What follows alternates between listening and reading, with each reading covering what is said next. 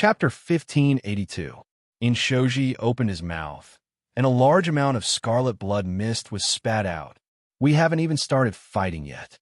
Why is this guy spitting out blood? Yangcheng was puzzled. Then he thought of something and thought, oh no, is this guy using his natal blood essence to activate some kind of Dharma treasure? Yangcheng was right. After the 9 small silver objects were stained with a layer of blood mist, they suddenly emitted an aggressive aura and absorbed all of Inshoji's natal blood essence. At this time, Yangcheng finally saw what the 9 small objects were. They were 9 horrifying skull nails. He didn't know what the 9 nails were made of, but there was a skull carved on the top of each nail. After each skull ate Inshoji's natal blood essence, its eye sockets emitted a gloomy blood-red light, which was extremely horrifying. Yangcheng looked at the 9 skull nails flying towards him like lightning. He didn't think too much about it. He channeled his chaos energy and waved the giant abyss blade, intending to block all of them. However, the 9 skull nails didn't have the intention to attack Yangcheng. Instead, they spread out dozens of feet around Yangcheng. In the blink of an eye, the 9 nails formed a winding void array. It was 3-dimensional, and each skull was the eye of the array, shooting out blood-red light beams. Rustle. After the lightning-fast blood-red light beams linked together, they formed a square cage, imprisoning Yangcheng inside. These red light beams radiated through the translucent light wall, and it was completely sealed. Yangcheng frowned. He didn't expect this kind of method, but he thought that none of these guys was a match for him. Even if they had Dharma treasures, he could just break them. So, he raised the giant abyss blade in his hand and launched an attack that condensed dark fire and blue fire. Boom! After a loud, muffled sound, Yangcheng shouted in his mind, oh no! Not only was the red barrier of the cage not broken, it didn't even budge. The skull on the nail flashed with a bloody light, and the attack was reflected back. It was like a wall that could reflect everything. Whatever Yangcheng hit, it would reflect back to him. Not only did the abyssal blade in his hand fall out of his hand, but the raging blue flames and dark flames also burned Yangcheng's body. What the hell is that thing? Yangcheng dispelled the flames with an ashen face. Fortunately, he was not afraid of the heavenly fire, otherwise he would have killed himself. Seeing Yangcheng's miserable situation, the cultivators of Hongmeng and the secluded clans burst into wild laughter. Each of them let out a sigh of relief, as if they were determined to win. Yangcheng, you brat, do you really think that no one can stop you? You dare to come to the illusion realm alone to fight all the experts of our secluded clans and Hongmeng. You really know how to boast. Xiaomingyu stood with his hands behind his back and said proudly. Yin Xiaoming laughed sinisterly. As expected of Elder Inshoji, the real stabilizing force of the Ning family, it seems like you are still the elder. He, cough, cough, cough, cough. Inshoji laughed shrilly, but he couldn't help but cough nonstop.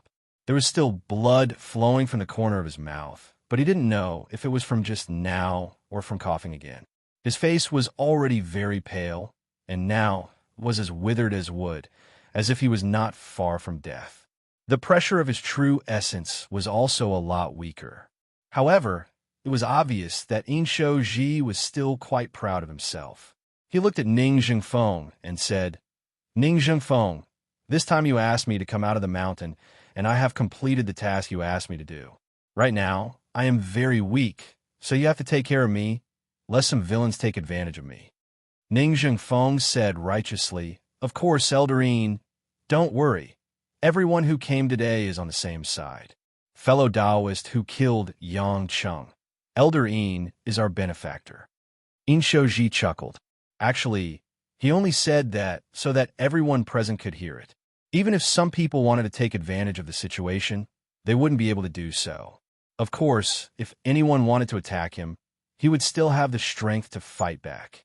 However, right now, more people's attention was focused on Yangcheng, so Inshoji wasn't particularly worried. Yangcheng was continuously using the abyss giant blade to hack at the red barrier around him. The heavenly fire, Xian water, and chaotic force smashed upwards with all his might. He even used the primal chaos cauldron to absorb, and used the primal chaos evil soul to attack. However, no matter how Yang Chung attacked, the red barrier could bounce back these attacks. On the contrary, Yang Chung was almost severely injured by himself. Luckily, the endless resolve restoration scripture recovered quickly, so Yang Chung dared to try it. However, Yang Chung slowly realized that after being imprisoned inside, there were some blood-red spots of light around him. When these spots of light touched his body, they would actually emit green smoke. Was it corrosion, or was it burning? Yang Chung checked and found that it wasn't right. These blood-red spots of light were actually sucking his blood, although only a very small amount of blood was being sucked away. As the number of spots of light increased, Yang Chung didn't think that there would be any blood left in him. What shocked Yang Chung even more was that his heaven and earth force shield and chaotic force couldn't stop these spots of light. There was simply nowhere for him to hide. Inshoji floated outside the prison and laughed sinisterly. "Little guy, don't struggle in vain. I'll let you die knowing today." Although this old man's 9-twist dragon trapping nail is a middle-grade immortal artifact, its power is comparable to a high-grade immortal artifact. It was forged by an ancient immortal using the dragon bone of a demon dragon that had gone through the Shang Qing heavenly thunder tribulation. This artifact usually needs to be fed with my blood essence. Every time I use it, it consumes a large amount of my blood essence. However, it can chase and kill any opponent, and there is no way to avoid it. The person who is trapped will definitely be sucked dry by this 9-twist dragon trapping nail after an hour and become a skeleton. This artifact can trap any opponent that is at least one realm higher than the user. With my strength at the peak of Ruoshui, it is more than enough to trap you, a Tai Ching cultivator. No matter how fierce your heaven fire mystic water and chaotic cauldron are, they can't break the imprisonment of the dragon trapping nail. It will only backfire on you. Hearing these words, Yang Chung couldn't help but feel a little annoyed. Could it be that this ancient immortal met an opponent that had a deep hatred for him, that he had to forge such an artifact? He didn't know how it fell into the hands of Inshoji. No wonder it was said that the Ning family had the most immortal artifacts. There were at least 3 of them now. In fact, this wasn't an artifact that the Ning family originally had, but Inshoji had obtained it by chance. It had been hundreds of years since then. More than 300 years ago, for the sake of stability, he joined the Ning family and became a foreign Grand Supreme Elder. Under normal circumstances, the Ning family wouldn't let Inshoji out of the mountain. Although this old man smiled all day long, he killed people like flies. He often used living cultivators as sacrifices for the 9-twist dragon trapping nail to suck them dry. Even he himself, because he needed to use his blood essence to nourish this artifact all year round, became haggard and lifeless. Otherwise, with his cultivation, he wouldn't look like such an old man. Even so, his strength was too strong. The successive masters of the Ning family tried to please him in every way possible. They even specially gave him a piece of land to cultivate alone.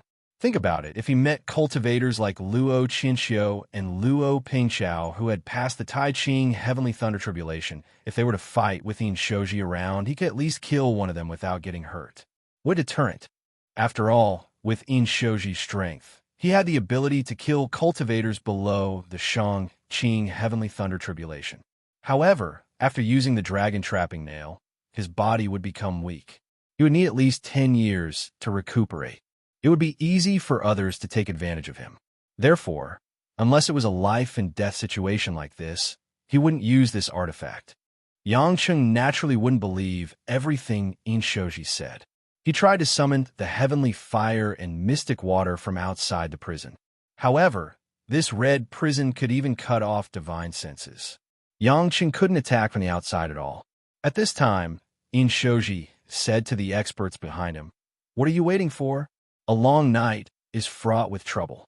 Hurry up and transfer your true essence to my 9-twist dragon trapping nail, so that we can quickly kill this kid." Luo Qinxiu and the others were the first to fly out. After finding a dragon trapping nail, they transferred their majestic true essence to it. The other cultivators also followed suit. They surrounded the blood-red prison and began to use their true essence. The scarlet eyes on the 9 skulls became deeper and more enchanting. It was as if they were all alive, and red flames began to dance. At first, Yangcheng didn't know what it meant. However, after a while, he realized that the red spots around his body suddenly increased and became denser. They were actually increasing the speed of sucking his blood. Damn it, this artifact could be used like this? Yangcheng suddenly understood. No wonder they gathered a large group of people. Chapter 1583. Yangcheng frowned as he watched his blood being sucked away uncontrollably by the red light spots.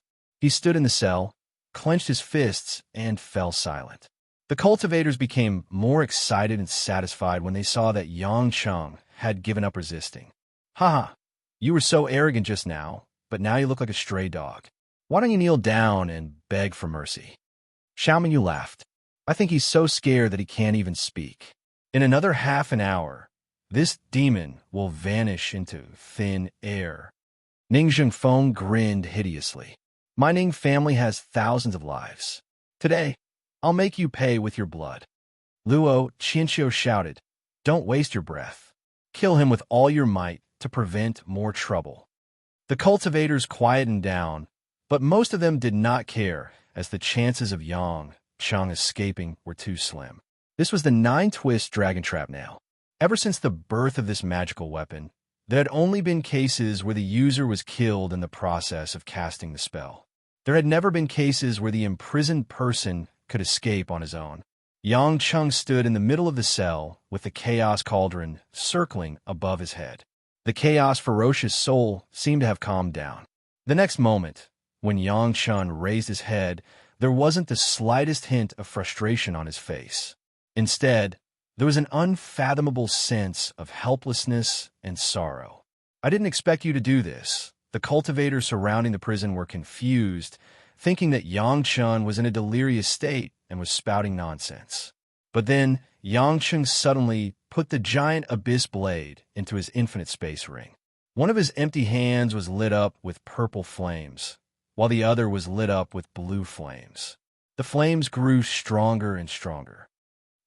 Little thing, you still want to fight like a corner beast? That will only make you die faster. Yan Xiaoming laughed sinisterly. Yangcheng ignored him. Instead, he slammed his fists together. Boom! The purple and blue flames collided violently. It was as if two energies, one purple and one blue, were biting and entangling with each other. After the two beasts tangled with each other for a while, a miraculous scene appeared. The energy formed by the fusion of the purple and blue heavenly fire and mysterious water once again fused together. The muscles on Yangcheng's arms bulged and tightened as he used an astonishing strength to compress the two forces. It was as if the enormous pressure was causing the two forces to fuse more and more perfectly. Bye-bye. Swoosh, swoosh, swoosh. The sound of jumping electric sparks began to appear intermittently. A dazzling light began to appear between Yangcheng's hands. It was as if a strong light source was about to burst out from between Yangcheng's hands. This is... Luo Qianxiu was the first to sense something, and his eyes were filled with incredulity. Yin Wuchen and the other experts also felt an astonishing power that they had never felt before, as if it was gradually being nurtured in the prison. The light between Yangcheng's hands became stronger and stronger, and the smile on Yangcheng's face became crazier and crazier. Didn't they say? Below prime clear, heavenly fire and mysterious water are all useless. I am very curious. This is the 9 heavens divine lightning. What kind of effect will it have? Yangcheng stood up with his head held high and his arms open wide. Bang! A purplish-blue lightning shot out from between his hands like a spear, forming a lightning energy as thick as a water buffalo. Yangcheng's body was instantly wrapped in purplish-blue lightning. It was as if the god of thunder had come to life. His might was terrifying and his light was boundless. As the first bolt of lightning was produced, Yangcheng continuously mixed the purple and blue flames together. The lightning in the cage became denser and denser. Suddenly, the blood-red light spots were swept away as if they had evaporated into thin air. In an instant, the blood-red light of the barrier was covered, leaving only a ball of light filled with purplish-blue lightning, releasing an astonishing power. Impossible! Tai Ching heavenly lightning.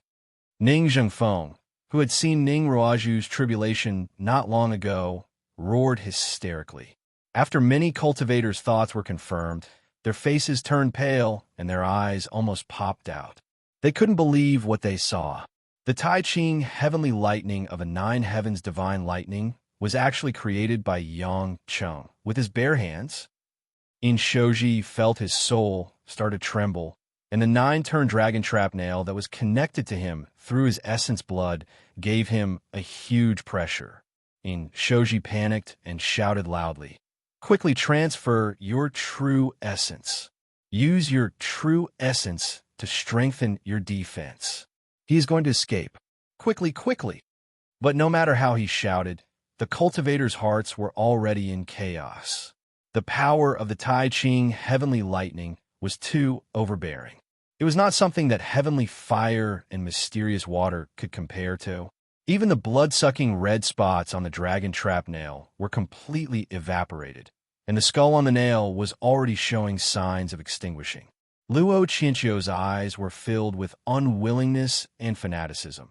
They were both cultivators of the Tai Ching heavenly lightning tribulation, but why did Yang Cheng not only have such a strong body, but he could also control heavenly fire, mysterious water, and even fuse with the power of heaven and earth?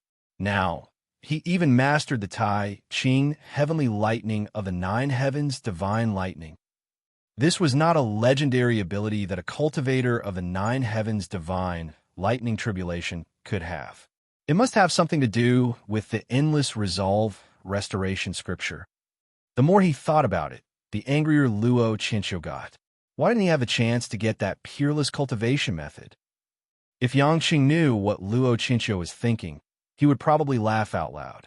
He had already given this cultivation method to them, but there was nothing he could do if they didn't believe him. As I expected, although this thing can imprison cultivators of the Tai Ching heavenly lightning tribulation, it can't defend against the Tai Ching heavenly lightning that even Shang-Qing tribulation cultivators are afraid of. Yang Cheng looked at the red cage that was already on the verge of collapse. He suddenly shook it, and the Tai Ching heavenly lightning rushed out like mercury. After it swept through the whole cage, it finally shattered all the walls. The nine-twist dragon-trapping nails were swallowed by the Tai Ching heavenly lightning, and cracks appeared on them. A few of them even broke. Yang Cheng didn't control his strength well. If he knew that this heavenly lightning was so domineering, he would have held back. These nine nails were good treasures. He could only blame the user, In Shoji, for not having enough cultivation, so the nails couldn't withstand it. In Shoji felt a huge shock in his heart, and he spat out a mouthful of blood. His face was pale as paper, and he fell from the sky in a daze. These nine-twist dragon-trapping nails were his life, but it was destroyed by Yang Cheng's Tai Ching heavenly lightning. Not only did his cultivation suffer a heavy blow, but his heart was also filled with despair. Yang Cheng stood between heaven and earth, feeling the pulse of heaven and earth, and he felt satisfied. The Tai Ching heavenly lightning was like an intimate partner, circling around Yang Chen's body, making him look majestic and awe-inspiring. Luo Qinqiu and the rest of the cultivators all revealed fearful expressions. They surrounded him from afar, not daring to move recklessly, afraid that they would be tainted by the Tai Ching heavenly lightning. This thing could directly destroy a person's soul, causing them to vanish into thin air. So you've already grasped the Tai Ching heavenly lightning? Luo Qinqiu gritted his teeth, feeling that he had been deceived by Yang Cheng. Yang Cheng stretched out his hand, and a bolt of Tai Ching heavenly lightning condensed into a lightning sword that was more than 10 feet long, and he held it in his hand. You guys have a trump card, so I naturally have to hold back as well. If I had let you guys know that I have comprehended the Tai Ching heavenly lightning, how would you guys dare to jump out? Yang Cheng teased. In fact, after subduing the primal chaos in the days after returning, Yang Cheng had already truly grasped the Tai Ching divine lightning. That time, when he saw Luo Qinxiu advance to transcend the lightning tribulation, Yang Cheng suddenly realized that this purplish-blue Tai Ching divine lightning seemed to have a trace of the power of the purple and blue flames. In the past, he had always wondered how fire and Kuei water could be fused, true Samadhi fire and dark water could be fused, and karmic fire and weak water could be fused. Did the purple, blue, and dark flames that were fused have any special meaning? Now, Yang Cheng finally understood that the heavens had already arranged everything well. Actually, according to the order of fusion, the fusion of the purple and blue flames just so happened to be the Tai Ching divine lightning. Of course, it was not like a chemical experiment, where you would definitely succeed after fusing with it. The prerequisite for comprehending the Tai Ching divine lightning was to be like Yang Cheng, to truly comprehend the Tao of heaven and earth contained within the Tai Ching divine lightning. Coincidentally, Yang Cheng had already comprehended the power of heaven and earth, as well as the incomparably mysterious power of chaos. Therefore, after a few tries, the Tai Ching divine lightning was quietly grasped. However, the days he spent in the Jianghu told Yang Cheng that the human heart was sinister. Even though he had comprehended the Tai Ching divine lightning, Yang Cheng did not reveal it to anyone. Today, the unexpected appearance of the divine lightning had indeed saved him from the brink of death. Chapter 1584.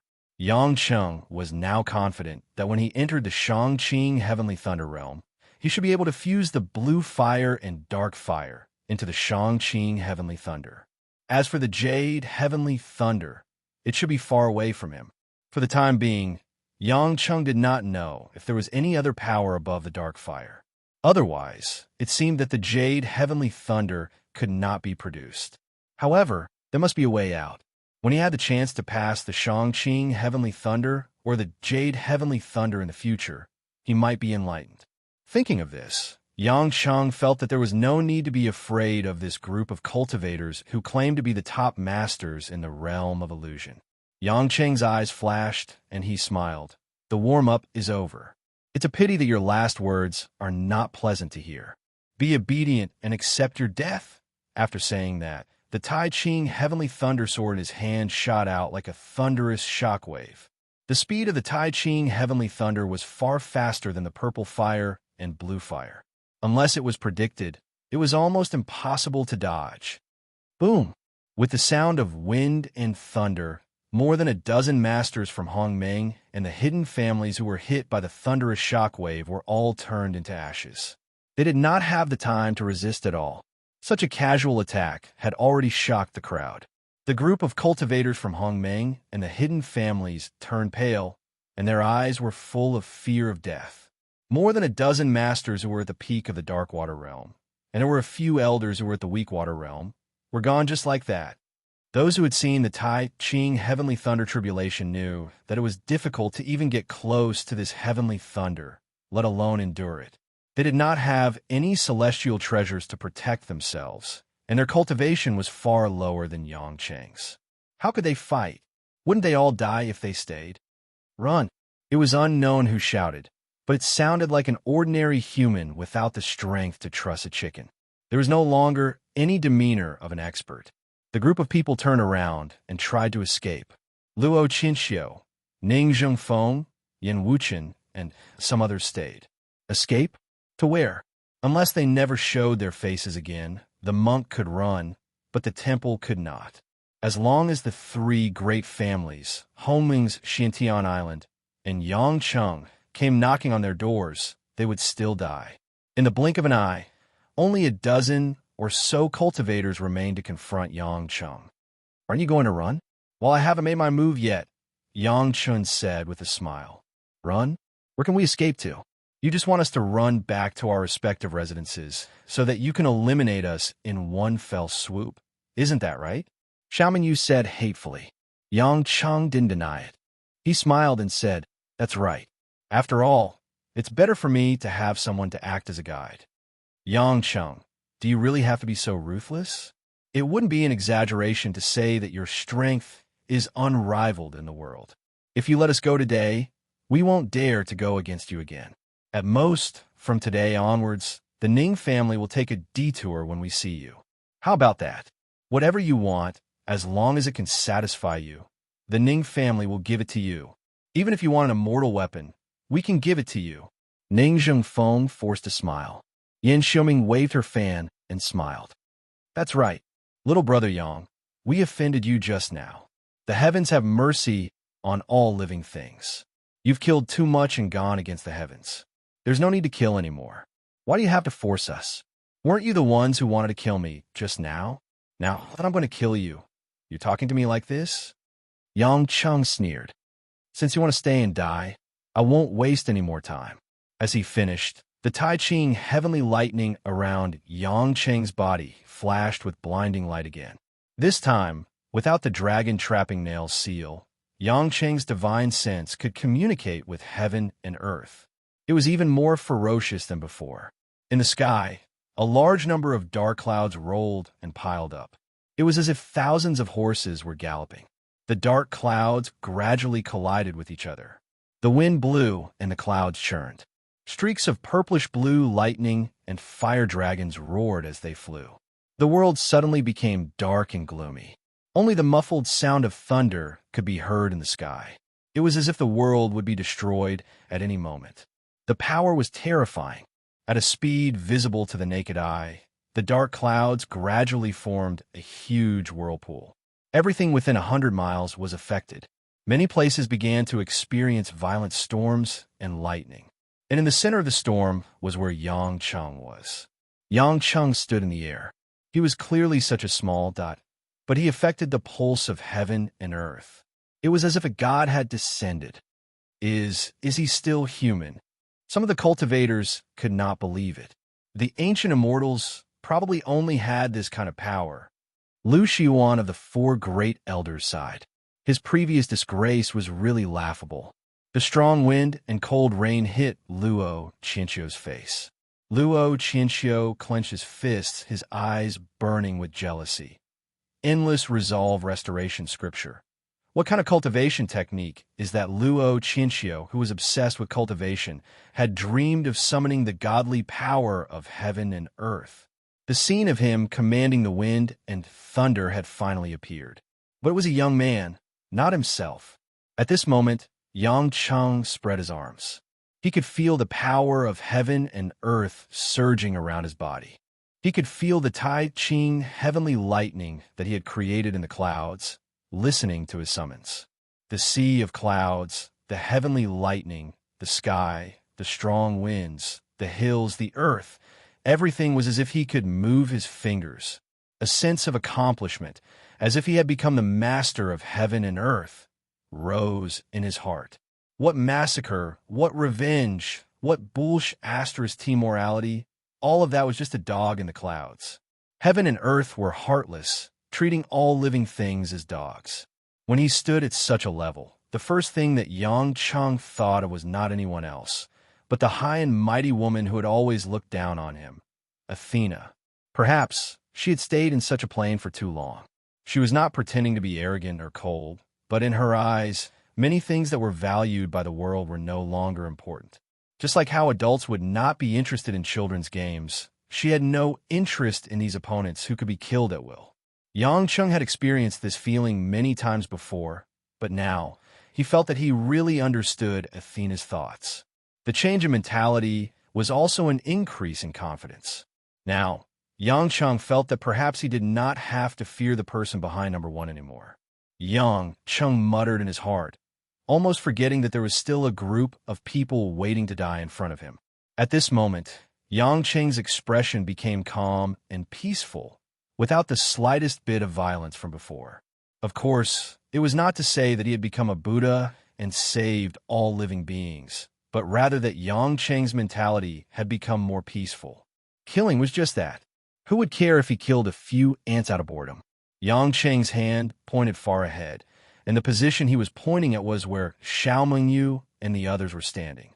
Rumble, a Tai Ching heavenly thunder, like a divine dragon descending to the world, fell from the clouds without warning and hit the area right in the middle.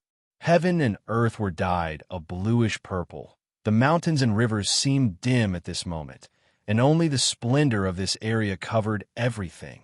Although it was much smaller than the heavenly thunder of the heavenly tribulation, but the area it covered was enough to take away 4 or 5 cultivators, including Xiao Mengyu. Luo Qinxiu and the others could not help but run away. But when they looked back, in the blink of an eye, Xiao Mengyu and several elders of Hongmeng had already turned into green smoke, and their souls were destroyed.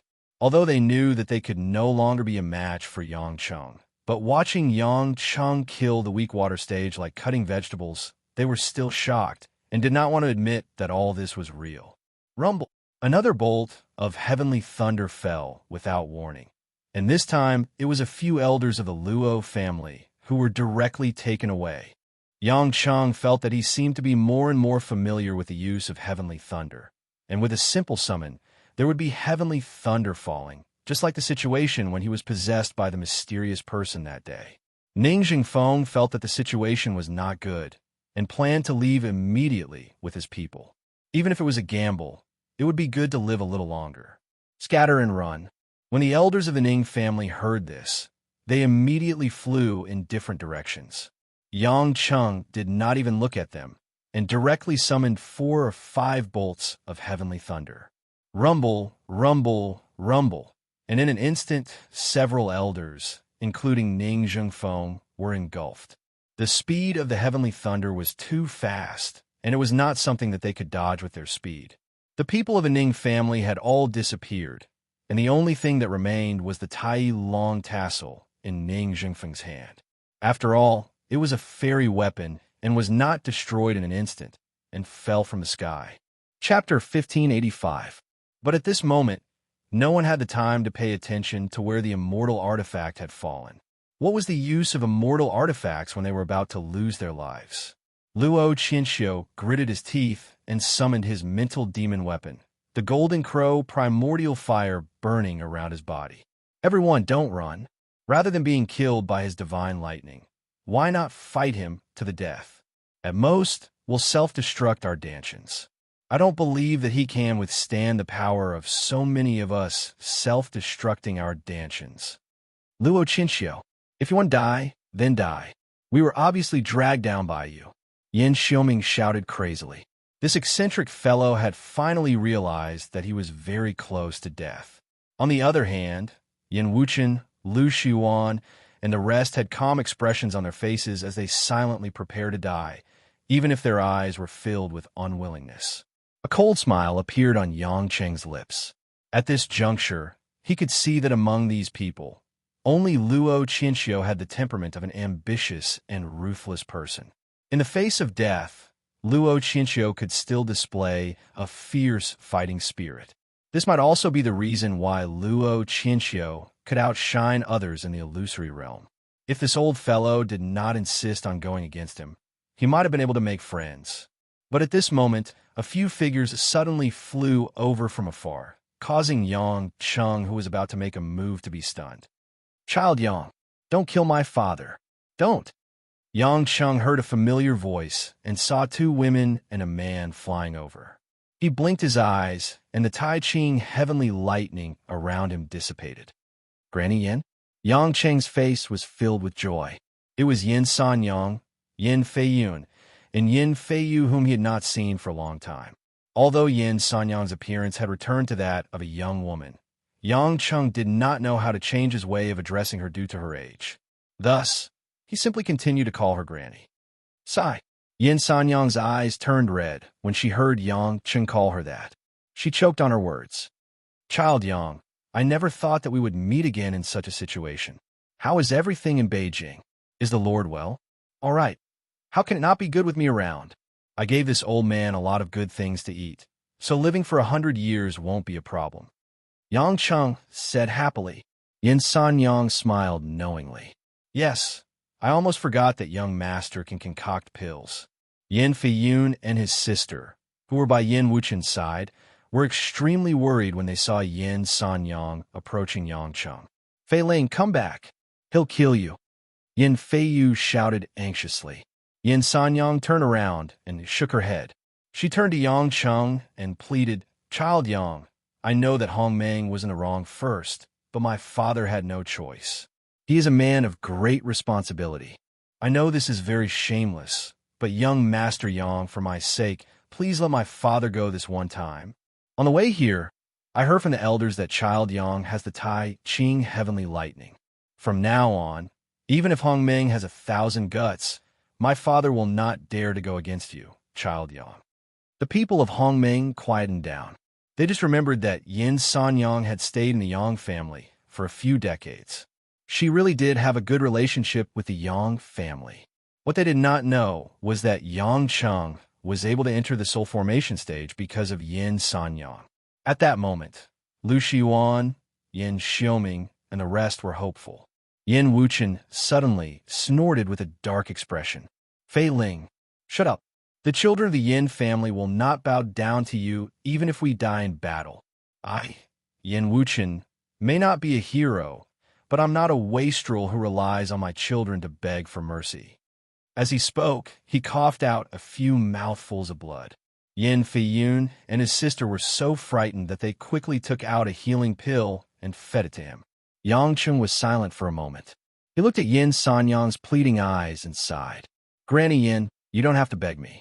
If you want me to let your father go, I'll let him go. I can't bear your begging. If old man finds out, he'll turn the world upside down." Everyone present, including Yin Feiyun and the rest who had a grudge against Yang Cheng, were stunned. From Yang Cheng's tone, it seemed like he was going to let Yin Wuchen go easily. Yin Sanyang felt incredibly relaxed. Yin Wuchen was here to kill Yang Cheng, but Yang Cheng was too easy to deal with. Yang Chen knew that everyone didn't understand, so he calmly laughed and said, "You don't have to think that I'm strange. To me, Granny Yin is like my family. You've even helped me more than once, and I haven't had the chance to repay you. Although your father, Elder Yin, tried to kill me, I'll let him go since you've asked for it. However, this will be the last time. If you provoke me again, I won't be able to hold back." "Uft, bastard of the Yang family. You're slandering me. I won't let you slander me, even if I die. When did I ever try to kill you?" Yin Wuchen's face turned green with anger. Yang Cheng frowned. He was testing Yin Wuchen's reaction. He didn't seem to be lying, so he asked, "Oh, weren't you the one who tried to kill me in Arnhem, Australia?" "What Australia? What the hell are you talking about?" Yin Wuchen said angrily. Yin Feiyun and the others were also confused. "Yang Cheng, my father has always been an upright person. If he tried to kill you, do you think you'd still be alive?" Yang Cheng narrowed his eyes. "When I was being chased by a mysterious masked man, he asked me for a cultivation technique. That person used the mystic ice realm and illusory ice meteor shower from your northern sea ice soul. That person's cultivation was also extremely high. If it wasn't you, then who else could it be?" Yin Wuchen and the others were shocked when they heard this. Yang Cheng would never slander anyone. He could kill anyone he disliked. There was no need for him to find a reason. Following that, Yin Wuchen, Yin Feiyun, and Yin Feiyu glared at Luo Qinxiu angrily. "Luo Qinxiu, how dare you use my Yin family's cultivation technique to impersonate me? How vicious of you. Are you trying to bring disaster to Hong Meng and my Yin family?" "What, Luo Qinxiu?" Yang Cheng asked Yin Sanyang. "How did you get your Yin family's unique cultivation technique?" Yin Sanyang replied angrily, "Young Master Yang, you've really misunderstood my father.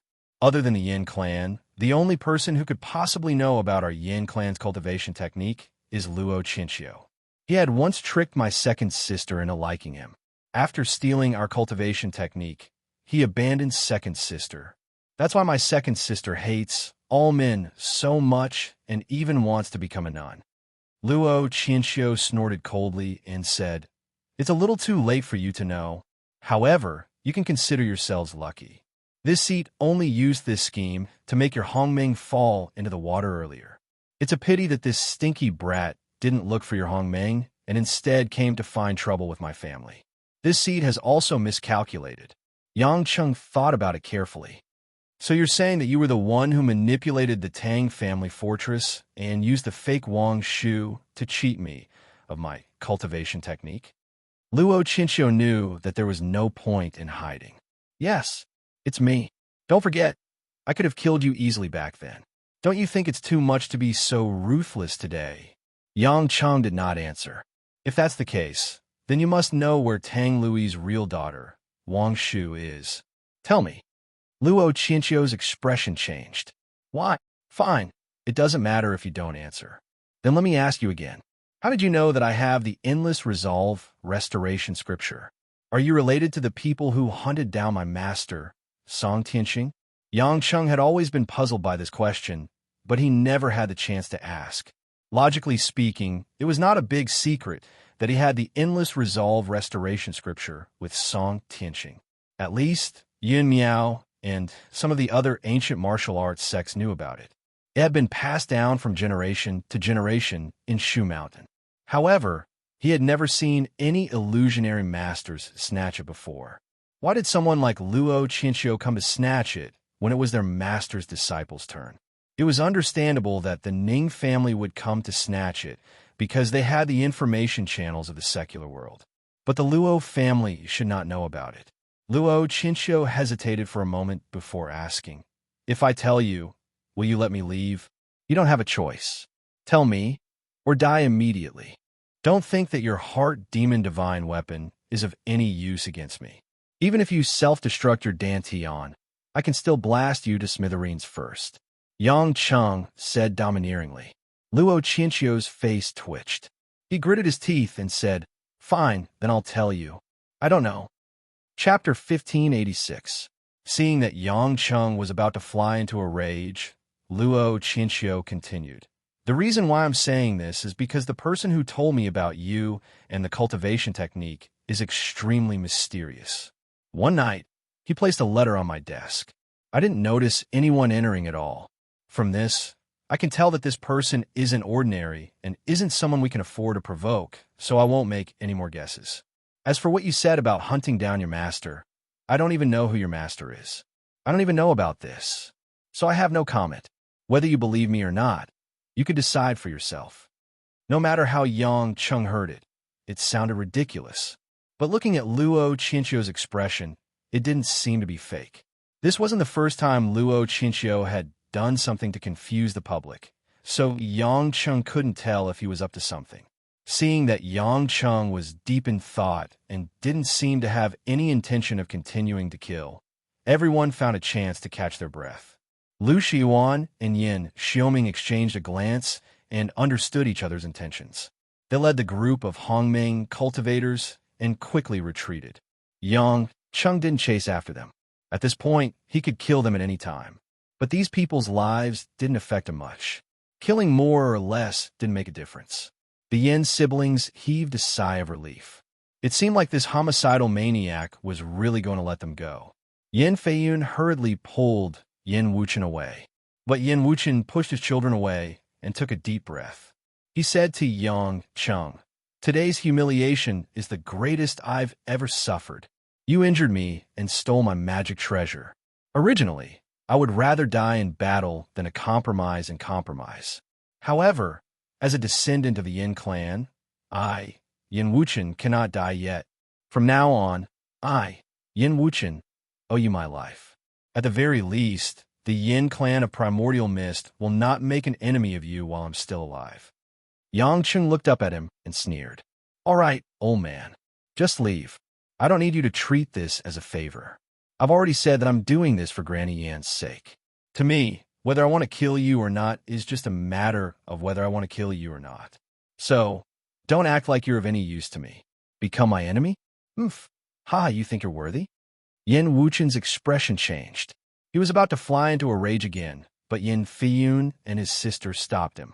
They advised him not to provoke Yang Cheng again, fearing that the madman would kill him again. In the end, Yin Wuchen could only grit his teeth and leave. Yin Sanyang saw that only Yang Cheng and Luo Qinqiu were left. She wasn't worried about Yang Cheng's safety. She sighed and said, "Child Yang, I don't have to worry about you anymore. Take care." I thank Child Yang again for his mercy. Yang Cheng smiled and nodded. Granny Yin, if you're willing, you can visit the old man in Beijing sometimes. He might not say it, but I'm sure he misses you. Don't worry, I'll kill anyone who tries to stop you. Yin Sanyang looked at Yang Chun with a gratified expression, as if she was looking at her own descendant. She nodded with a smile on her face and floated away. Only Luo Qinxiu was left, facing off against Yang Cheng calmly. It wasn't that he didn't want to leave, but he knew that Yang Cheng might let the others go. But him? It would be difficult. Yang Cheng looked at Luo Qinxiu, and his expression turned cold. To be honest, I don't know if you're telling the truth or not. Because of that, I feel that you're in danger. If you have nothing else to say, then I must kill you. I knew you would do that. Come at me then. My chances of winning aren't high, but I won't sit still and wait for death. As soon as Luo Qinxiu finished speaking, the heart demon divine weapon in front of him suddenly flickered with dark red lightning as it charged towards Yang Chun like a human-shaped lightning bolt. Yang Chun was already prepared. He summoned the Chaos Cauldron and smashed it towards Luo Qinxiu, wanting to devour the Heart Demon weapon. How could the Heart Demon weapon be a match for the Chaos Soul?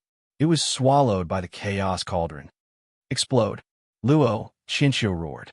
The Heart Demon weapon exploded the moment it entered the Chaos Cauldron's mouth. Not good. Yang Cheng cried out in his heart. He had been tricked.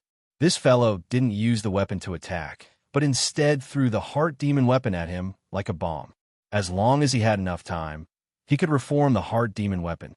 Unfortunately, it would consume a lot of true essence, but Luo Qinxiu couldn't care too much about it. The Heart Demon weapon contained a large amount of Luo Qinxiu's concentrated true essence. Its explosive power could be imagined. In an instant, the Chaos Soul expanded to nearly 100 times its original size. It was as if an atomic bomb had exploded within the Chaos Soul's body, forcibly tearing it apart. Boom! A loud explosion shook the heavens.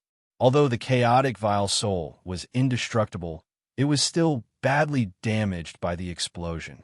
After it was torn into pieces, it turned into countless chaotic streams of chaotic energy, wailing and howling in the sky.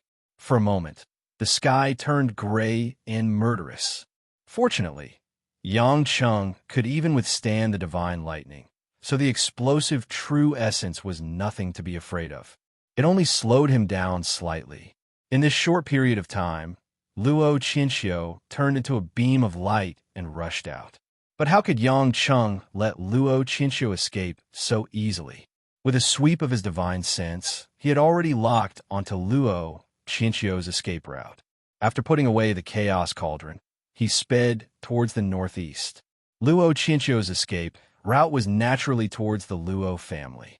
He was probably planning to gather all the experts in the family to fight to the death. Although Yang Cheng's speed was faster, Luo Qinxiu had already left the range of the Chaos Cauldron. Without enough time to condense a large amount of heaven and earth qi into the Chaos Cauldron, Yang Cheng couldn't summon divine lightning to descend from the sky. This was also the glimmer of hope that Luo Qinxiu had found. As long as he could escape the range of the Chaos Cauldron, Yang Cheng could only use his own divine lightning. The difficulty and power of dodging would be reduced. However, this didn't mean that he could definitely avoid it. The speed of the divine lightning was simply too fast. If he waited for it to strike, he wouldn't be able to avoid it. Only by making a prediction or taking precautions would he have a chance to avoid it. For this reason, Luo Qinxiu didn't hide the fact that he was also proficient in the Dark Northern Eye Soul art. Previously, when he fought with Yang Cheng, he didn't use any of his moves. Wherever Luo Qinxiu went, the Dark Northern Eye Soul art condensed into a wall of ice, like a protective door that appeared out of thin air. Not only did it obstruct Yang Cheng's vision, it also hindered Yang Cheng's movements. Yang Cheng looked at Luo Qinxiu's figure drifting in front of him. There were also countless ice walls that refracted the sunlight, affecting his vision. He couldn't help feeling a little stifled, as if he had the strength but couldn't use it. In for a penny, in for a pound, in for a pound. Yang Cheng couldn't be bothered to outsmart him, so he directly condensed the Tai Ching heavenly lightning in each of his hands. The purplish-blue lightning was like a javelin, continuously shooting out. After all, the Tai Ching heavenly lightning wasn't a homing missile. As it streaked across the sky, it easily shattered the ice walls, but unfortunately, it always brushed past Luo Qianqiu's body by a hair's breadth. Even with Luo Qianqiu's excellent mental fortitude, he couldn't help but pale in fright at the sight of the divine lightning passing close to his chest, cold sweat dripping down his forehead. Fortunately, the Tai Ching heavenly lightning that Yang Cheng condensed himself wasn't that thick, otherwise he would have already been grazed. The two of them chased each other for a dozen or so seconds, but the sky was already filled with broken pieces of ice. The purplish-blue divine lightning streaked across the sky like a meteor, tearing through the void. Suddenly, from the northeast, several dozen cultivators flew over, arriving at Luo Qianqiu's position in the blink of an eye. After Luo Qianqiu discovered something, he was both shocked and angry, shouting, "What are you doing here?" The person he was reprimanding was none other than Luo Xiao, who had rushed over with a group of Luo family cultivators. Yang Cheng originally wanted to take advantage of the situation to send a bolt of divine lightning over, but seeing that Luo Xiao was also here, he couldn't help but pause, his brows furrowing. This girl made things a little difficult for him. No matter how he looked at it, it seemed that only he and Siyao Qiqing owed Luo Xiao. But Luo Xiao had once saved Siyao Qiqing and had even been wrongly accused by him several times, even kicking and punching her for nothing. Facing such a person, Yang Cheng couldn't do anything. The Tai Ching heavenly lightning was too powerful, and if he accidentally killed her, he wouldn't be able to rest easy for the rest of his life. When Luo Xiao, who was dressed in a pink dress, saw her father, she couldn't care less about being reprimanded. Grabbing Luo Qianqiu, she sobbed, "Father, quickly run. Your daughter will stop that scoundrel." Saying so, Luo Xiao stood in front of Luo Qianqiu, shouting, "Big scoundrel! If you have the ability, then come and kill me. It's not enough for you to bully me. You also want to kill my father. Don't you feel guilty?" Chapter 1587. Yang Cheng was at a loss for words. Lightning crackled around him. He could easily turn these Luo family cultivators into ashes, but he really did not want to hurt Luo Xiao. "Get out of my way. Qing, and I owe you, and I will find a way to repay you. But this is between me and your father. Even if I don't kill him, he will come for me." "Nonsense. You know you owe me, but you still want to kill my father. Is this how you repay your benefactor?" Luo Xiao fumed. Yang Cheng curled his lips in frustration. "That's not the same thing, why not?" Luo Xiao retorted with teary eyes. Luo Qianqiu's eyes flashed with a strange glint. He was a shrewd man, and he quickly realized that Yang Cheng was really giving face to his daughter. If it was in the past, he would have used Luo Xiao as a shield to protect himself. However, after experiencing Luo Xiao's unwavering loyalty to him, he had truly regarded his daughter as his most precious treasure. He did not want to put her in danger, much less make use of her. Even if the family elders were to die, Luo Qianqiu would not want anything to happen to his only child. Luo Qianqiu finally understood what kind of trash Yang Cheng was. If this guy claimed to be the second best at killing, no one would dare claim to be the best. What hidden family, Hongming, thousands of cultivators, and even the innocent children and elders of the Ning family, he would not let a single one of them go. In other words, he was completely inhumane when it came to killing. Even if he temporarily gave face to such a dangerous person, he could still kill him in the blink of an eye. How could he let his own daughter risk her life to save him? In fact, Luo Qianqiu had overlooked one thing. If Yang Cheng was simply feeling guilty towards Luo Xiao, then Yang Cheng might really be cruel enough to send both father and daughter to the next world. However, Yang Cheng was still worried about Luo Xiao's parentage. If she was really Tang Lui's daughter, then it would implicate too many people. If something were to happen to her, Kai Ning and her master would not be able to explain themselves. For a moment, Yang Cheng fell into deep thought. He was trying to think of a way to safely protect Luo Xiao and get rid of Luo Chinchio at the same time. When the group of Luo family cultivators saw Yang Cheng standing there motionlessly with a complicated expression on his face, they took this opportunity to urge Luo Chinchio to quickly retreat. As long as there's life, there's hope. Luo Chinchio glared angrily at the group of cultivators. Who allowed you to allow eldest Miss to come out? Didn't you say to protect her? A master of the Luo family said in a worried tone. Patriarch, we are all concerned about you. The news of the battle here has spread throughout the illusory realm. The old patriarch is still recuperating. If something happens to you, what will our Luo family do? Father, leave quickly. I'll go and pester him. He owes me. I won't allow him to hurt you. Luo Xiao did not care about Luo Chinchio's rebuke and suddenly flew towards Yang Cheng. Luo Chinchio wanted to stop her, but a strange thought flashed through his mind.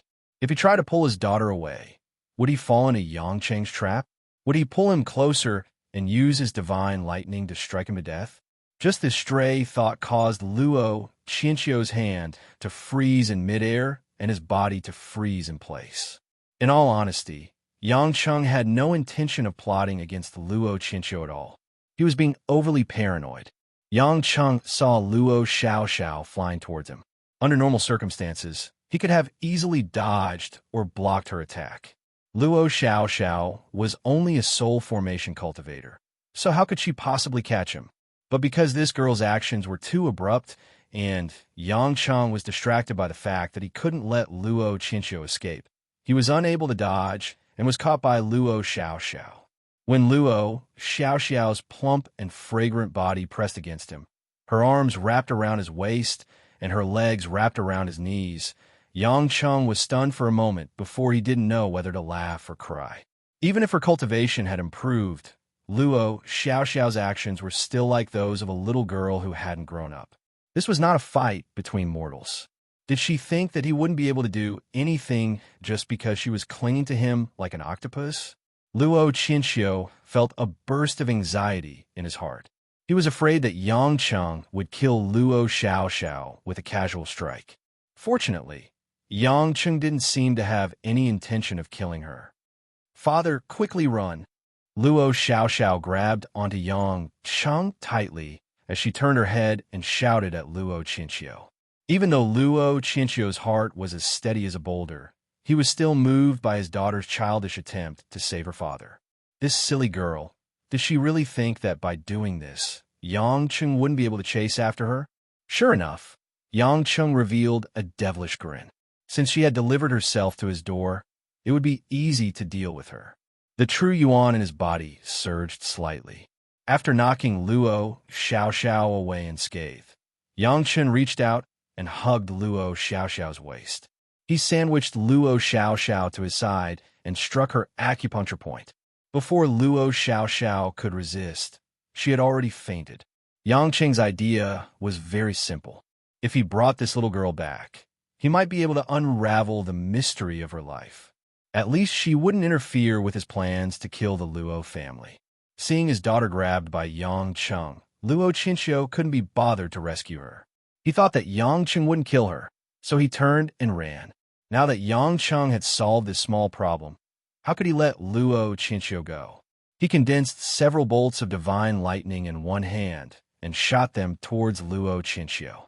However, because one of his hands was used to grab Luo Xiao, he still couldn't touch Luo Chinchio's ghostly figure hidden behind the layers of Xian ice.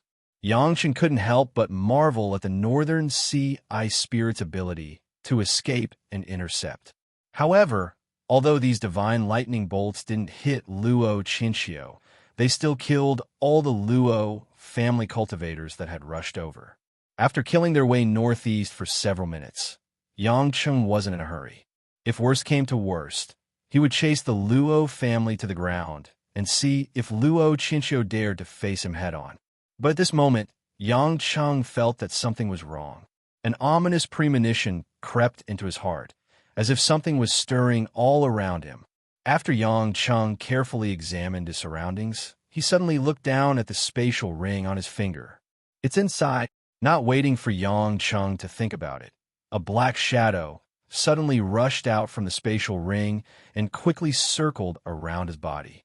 This black thing exuded a frightening dark energy. Madness, death, and all kinds of dark influences could be felt from it. This was the Meng family's clan guarding spiritual treasure. Yang Cheng was incomparably shocked. This was the first time he saw something that could fly out from a spatial ring. Moreover, he couldn't figure out what this Meng family's spiritual treasure was, nor was it the slightest fluctuation of spiritual energy.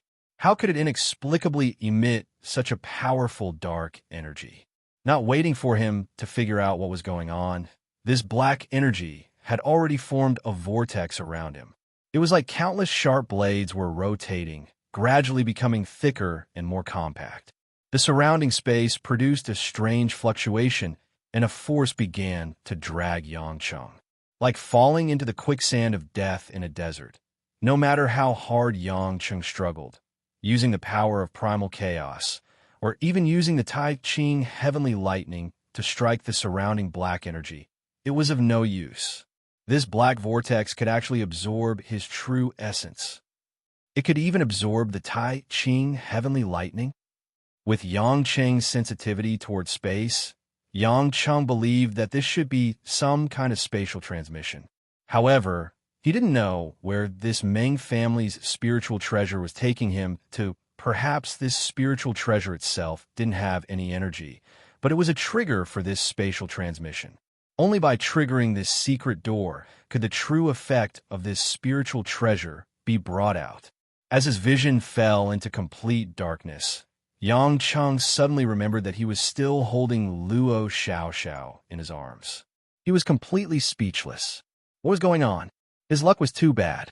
Those fellows from the desolate realms devil sect, were they playing with him? Could this spiritual treasure be the key to another spatial transmission? If he had known earlier, he would have returned this thing to them, even if he had to die. This might really be the secret to the revival of the devil sect, but how could he be interested in it? Yang Cheng's bitter smile disappeared into the darkness. Luo Chinchio, who was fleeing in front, only cared about fleeing at high speed and didn't react to what was happening behind him. When he realized that Yang Cheng didn't follow him, he couldn't help but be puzzled. Could it be that Yang Cheng was playing a trick again? Just as he was about to turn his head to take a look, he saw a black spot in the distance, flashing for a moment before disappearing. In an instant, Luo Chinchio almost couldn't believe it. He discovered that Yang Cheng's pressure had disappeared. It was as if he had evaporated from the world, completely disappearing. Luo Chinchio frowned. He didn't care about anything else and anxiously flew back. He looked left and right, but he didn't even see the shadow of Yang Cheng and Luo Xiao. Chapter 1588. After a period of contemplation, Luo Chinchio was still puzzled. Logically speaking, Yang Cheng, who had mastered the Tai Ching heavenly lightning, was invincible and would not let him and the Luo family off. And what was that black spot? Wait a minute. Luo Chinchio looked down at the scenery around him. This area seemed to be demonic eye. When Luo Chinchio thought of this word, he was shocked. This area was between the Ning family and the Luo family. Wasn't it the area where the demonic eye had been opened since ancient times? Although the exact location of the demonic eye was uncertain every time it opened, it could not escape from this area. Could it be that the black spot was the opening of the demonic eye? But the demonic eye was clearly going to open in nearly a year's time. Why would it open so early? Luo Chinchio looked around at the empty surroundings. Thousands of meters above the ground, the cold wind swept through his long hair. His somewhat embarrassed and tired face did not have much joy of escaping from death, but instead revealed a touch of worry and melancholy. Under the dusky sky, there seemed to be an eternal haze that shrouded everything. This was a desolate, sorrowful, and ancient world. The soil had a trace of stench and burnt smell, dark brown with a touch of scarlet, and not a single blade of grass grew. The air was filled with a faint dampness, and occasionally there were wisps of black yin-chi shuttling through. In the void, there seemed to be all kinds of ghostly wails and wolf howls coming from all directions. But when one looked carefully, there was no movement at all. At this moment, Yang Cheng stood in such a completely unfamiliar and desolate world. His left hand was still holding the still, unconscious Luo Xiao. Compared to the previous time, when he was sucked into the 10,000 demon realm, Yang Cheng felt that this time was not too bad, because in this world, he could freely mobilize the surrounding spiritual qi.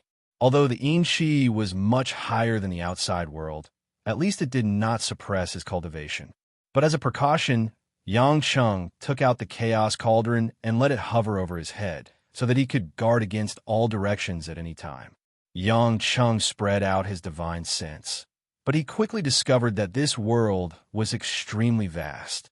The height of the sky was unknown, because after ascending to a certain height, the spatial pressure made it impossible for him to continue ascending. This was a sealed space. Since the spatial laws were ineffective here, it could be seen that this space was most likely an independent space created by someone and had its own operating laws.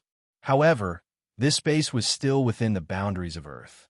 Otherwise, Yang Cheng would not be able to use his cultivation so freely. After flying for hundreds of kilometers, Yang Cheng made many new discoveries. The desolate Gobi Desert, the thick soil, and some bare hills. Many human and demon bee skeletons were buried in these places, and there were often a few low-grade and mid-grade magical treasures. However, most of these treasures were damaged and not very useful. After strolling around, Yang Cheng actually had a rough idea in his heart. This place, if there was no accident, it should be the demonic eye that he had heard of several times before. The opening of the demonic eye would absorb true essence. Moreover, there were a large number of dead cultivators inside, as well as a large number of magical treasures, cultivation techniques, and so on. All of these were exactly the same as the current world. As for why he came here, naturally, he could only blame the Meng family's spiritual treasure. Ever since the black ball entered the eye of the heavenly demon, it had fallen beside him. It once again lost all its energy and returned to the appearance of a piece of trash. No matter how Yang Cheng tried to move it, there was no response. Yang Cheng had no choice but to put it back into the interspatial ring, lest he needed it to go out later. However, what made Yang Cheng a bit puzzled was that the demonic eye should have a large number of demon spirits, but after running for hundreds of kilometers, he did not encounter a single one. It was really strange. But then again, this world was too vast, and there was no basis to judge the direction. Yang Cheng was not clear about where it ended. He should not be unable to get out of here, right? If he couldn't get out, what would happen to his woman, family, and children in the outside world? Yang Cheng was so angry that he cursed the demon sex group of people. But in the end, he could only be patient and think of countermeasures. At this time, Luo Xiao woke up. The confused girl looked at the strange world and was stunned for a long time. Finally, when she saw Yang Cheng beside her, she screamed nervously. Yang Cheng knew that when this girl woke up, she would definitely talk a lot and ask a lot of questions, so he simply let her talk. After Luo Xiao excitedly said a lot, Yang Cheng slowly asked, "Are you done?" Ahem. Luo Xiao's throat felt uncomfortable, wrinkled her cute nose, and felt that the smell in the air was too disgusting. She nodded innocently, blinked her beautiful big eyes, and finally calmed down. Yang Cheng sighed, thinking that the discussion between the two of them might be able to produce some results. So he briefly explained what had happened before in the current situation. When Luo Xiao heard that her father was safe and sound, she was slightly excited.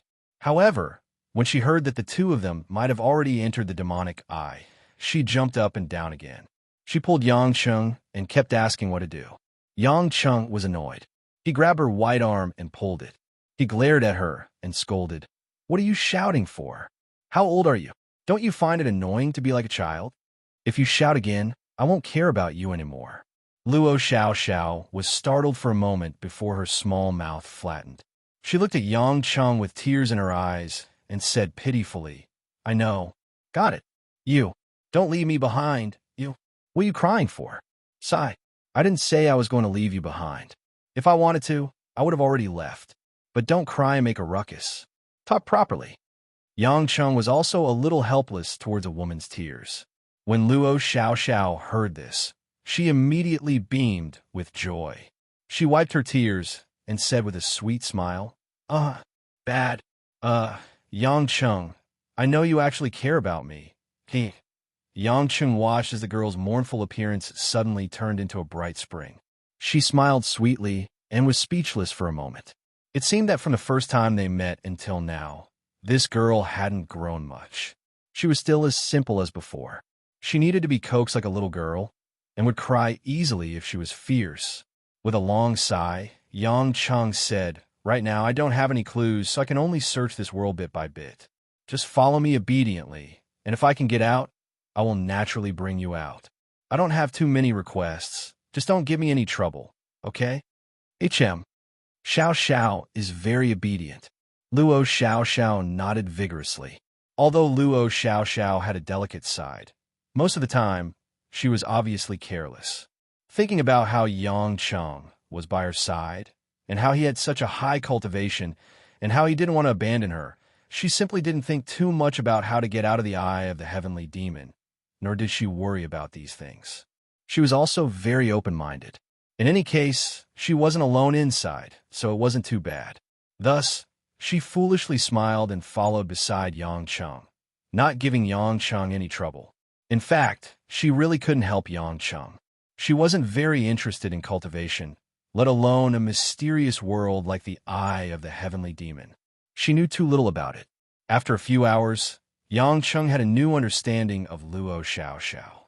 This girl was really a clown.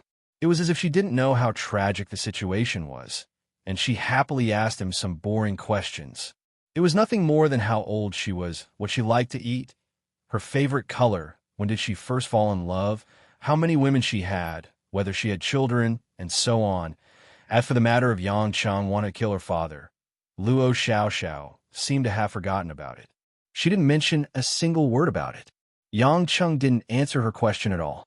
His main focus was to search for any special places in this world. However, after searching thousands of kilometers, Yang Cheng still didn't find any useful information. The only thing he found were 2 usable high-grade Dharma treasures, a few dispensable Dharma spell manuals, and a few middle-grade and low-grade Dharma treasures. His luck was really not that good. Yang Cheng didn't care about these. His Tai Ching divine lightning could easily destroy these Dharma treasures. This made Luo Xiao's eyes light up. She played with them happily, feeling like she was on a treasure hunt. Her interest was greatly increased. As time passed, Yang Cheng suddenly realized that the gray world was beginning to fall into darkness. Only then did Yang Cheng realize that there was actually day and night here. Furthermore, as the darkness spread, the yin qi in the surrounding air became more and more exuberant. The ghostly wails and wolf howls coming from all directions also seemed to become sharper and clearer. An ominous thought flashed through Yang Cheng's mind. Could it be that this demonic spirit only appears at night? Chapter 1589. It turned out that Yang Cheng's conjecture was correct. The eye of the heavenly devil entered the night, and the surroundings gradually became pitch black. In such a world, if not for Yang Cheng and Luo Xiao's cultivation, it would be difficult for them to move an inch. Yang Cheng released his powerful divine sense, covering a radius of 100 miles. Soon he frowned. Luo Xiao saw that the man's expression was a little solemn, so she asked worriedly, "Yang Cheng, why do you look like that? Stand beside me obediently. Don't leave 3 feet away from me, understand?" Yang Cheng said solemnly. Luo Xiao was wondering what he meant. Soon after, her divine sense also sensed something. Panic appeared in her eyes, and she subconsciously grabbed Yang Cheng's clothes. "What is it? So many are approaching." As Luo Xiao cried out in alarm, strange black air currents began to gather from all directions. If one looked closely, they would find that these airflows were actually some hideous and ugly monsters. They looked like some illusory skeletons. Their bodies were surrounded by dark yin energy, and they had long tails. Some of them were the skeletons of some unknown ferocious beasts, but they were all pure spirits and had no substance. These monsters bared their fangs and brandished their claws, and their cries seemed to be caused by the airflow. It was as if they were crying out for their own pain. For a girl like Luo Xiao Xiao, she would be scared even if she saw a poisonous snake, let alone these ghost-like, evil spirits. The chaos cauldron above Yangcheng's head began to release a large amount of chaos force. After condensing into a shield, it enveloped the two of them. Yangcheng noticed that the chaos-ferocious soul seemed to be very excited. It seemed to have a special hobby for these demon spirits and was eager to give it a try. Could it be that these demon spirits were a great supplement for chaos? Although it was suppressed by Yangcheng, chaos could still release some of its thoughts through some connections. Obviously, even if chaos could not control Yangcheng for the time being, it also hoped that it could continue to grow stronger, so it did not reject telling Yangcheng some things. Before Yangcheng could think about it, countless demon spirits had already arrived around the two of them, hovering and circling around them dozens of meters away. For a moment, it was as if a huge black tornado had trapped the two of them in the center. However, it did not shrink and only continued to expand. Yangcheng could sense that these devil spirits were not strong. Because they had no physical bodies, they were just pure spirits. Therefore, no matter how high their cultivation was when they were alive, it would be greatly reduced. This was also why cultivators needed to undergo tribulation to temper their bodies. Not only could the body store a large amount of true essence, but it was also the foundation of a cultivator. It was like a giant tree that had lost its roots. No matter how much sunlight shone on it and how much care it took, it would be useless. The highest pressure of these devil spirits was only at the fire and water stages. No matter how many of them there were, it was nothing for Yangcheng to fear. This made Yangcheng a little surprised. These devil spirits did not seem to have any intelligence, but they relied on their instincts and did not rush up rashly. Yangcheng did not think that they were afraid of him. Logically speaking, many of the cultivators who entered the Eye of the Sky Demon were at the peak of the weak water stage. It should not be difficult for them to kill these devil spirits. The devil spirits still had to fight them to death. Now it seemed that they were afraid of the chaos cauldron above his head. Although chaos had lost its physical body, the ferocious power of an ancient beast could not be concealed. Just like in a natural world, those small carnivores, no matter how many of them there were, did not dare to rashly attack large tigers and lions. However, their instincts were not willing to let go of the sweet, fresh blood and flesh. Therefore, they could only continue to besiege and look for opportunities. Yangcheng knew that his Tai Ching heavenly thunder was the nemesis of these evil things, so he was not in a hurry. Instead, he tried to smash the chaos cauldron towards a group of devil spirits in front of him. Roar! The chaos evil spirit came out of the cauldron and opened a pair of blood-red eyes. It roared in a low voice and opened its huge mouth greedily. A large number of densely packed demonic spirits, after feeling a huge threat, scattered in all directions in a panic, wanting to escape. However, the suction of the chaos cauldron was endless. The strength of the suction was not something that these devil spirits could escape from. Countless devil spirits were like black trickles that were irresistibly sucked into the chaos cauldron. The chaos cauldron shone brightly, and the roars of the chaos evil spirit became more and more intense. It ate heartily to its heart's content. Yangcheng felt that waves of pure spiritual energy were converted much faster than before. They entered his body and gathered in his bones. His meridians were warm, and his dantian was constantly condensed and swollen. So much spiritual energy. Yangcheng was overjoyed. As expected, because the devil spirits did not have a physical body, they were pure aggregations of vengeful spirits and spiritual energy. Therefore, it was especially easy to eat the chaos cauldron, and the conversion efficiency was higher. In this way, he was one step closer to the Shangqing heavenly thunder. The chaos cauldron rampaged and swept in all directions, constantly devouring the devil spirits. Because these poor devil spirits were too low-end and did not have enough wisdom, they instinctively flew towards Yangcheng, but it was difficult for them to escape from the chaos cauldron. It was like a group of flies that were attracted by sweets, but they were scalded to death by the surrounding electric fence, dying inexplicably. Luo Xiao Xiao, who had been watching carefully, also noticed that these monsters seemed to be unable to get close to them. Only then did she let out a sigh of relief and looked around curiously. Looking up at Yang Cheng, Luo Xiao Xiao saw the irrepressible excitement on Yang Cheng's face. Luo Xiao Xiao was a little inexplicable. Yang Cheng did not have the time to care about what the girl was thinking at this moment. He was enjoying absorbing the continuous pure spiritual energy. Although this spiritual energy contained a lot of evil and ghostly aura, Yang Cheng's physical quality was so domineering, and he had the protection of the heavenly thunder. This side effect could not affect him at all. There were countless devil spirits in the eye of the heavenly demon, but not all the devil spirits would come over. Therefore, the chaos cauldron gradually ate less and less of them. Yang Cheng felt that his cultivation was growing at a speed visible to the naked eye. Logically speaking, his strength had already reached the great perfection of the Tai Ching heavenly thunder. Such an increase in cultivation was already an additional strength. Just like before Luo Qinxiu advanced, Yang Cheng's strength had already surpassed the peak of the Tai Ching heavenly thunder. However, before he went through the tribulation, he was still unable to compare to the Shang Qing heavenly thunder. Seeing that there were not many devil spirits left, Yang Cheng was prepared to bring Luo Xiao Xiao to another area to see if he could eat more devil spirits. To him, the eye of the heavenly demon had suddenly become a blessed land. Although he did not know how to get out, it was always beneficial to increase his cultivation. He might even be able to go through the tribulation here. The Shangqing heavenly thunder might even be able to open a path for him to get out.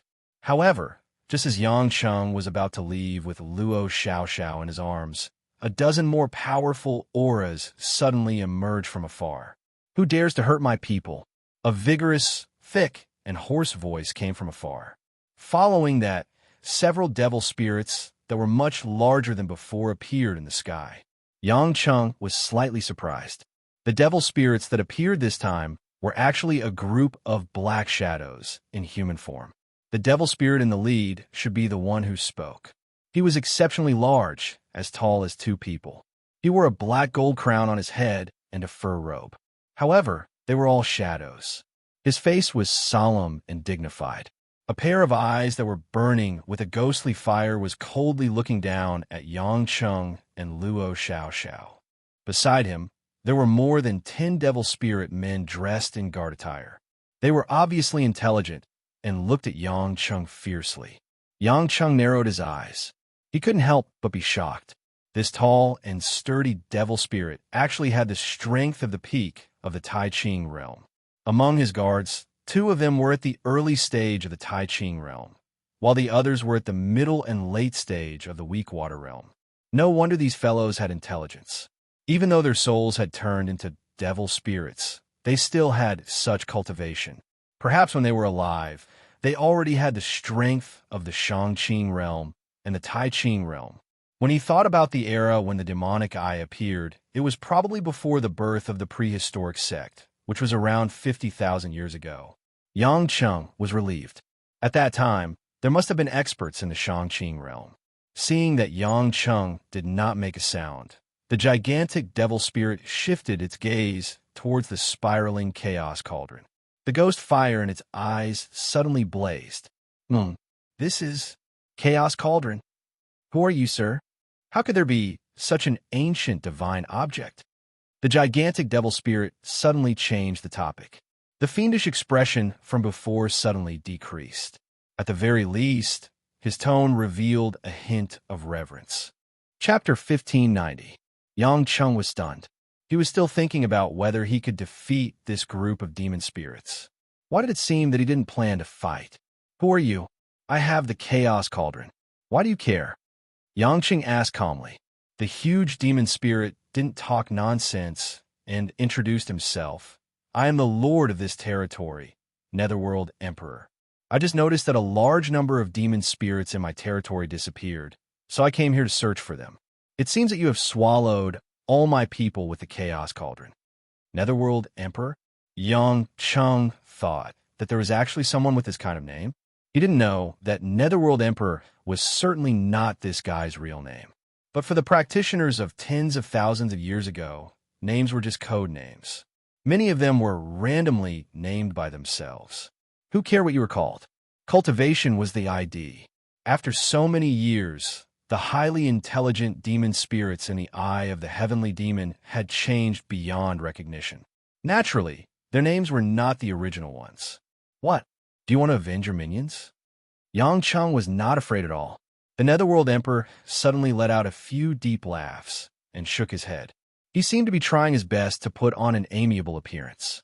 Unfortunately, no matter how hard he tried, his ferocious skull-like face looked ugly and ferocious. Your Excellency has misunderstood.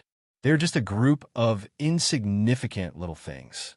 There are countless demon spirits in the eye of the sky demon. Why would this king go against an expert like Your Excellency for these things? Yang Chen's heart was pounding. This guy seemed to be quite afraid of him. Logically speaking, his cultivation level wasn't much higher than his, and he had a group of capable subordinates. If he didn't use the Tai Ching Heavenly Lightning, he shouldn't be afraid of him. Suddenly, Yang Chung found that this group of demon spirits were paying attention to his chaos cauldron. They glanced at it from time to time. Could it be? Yang Chung snickered in his heart. It was most likely related to the chaos cauldron. Ever since the chaos cauldron was sealed in ancient times, it had almost become a legend. Did they think that he was a master from the era of ancient immortals? Yang Chung didn't point it out and said vaguely, I just entered the eye of the sky demon because of a little accident.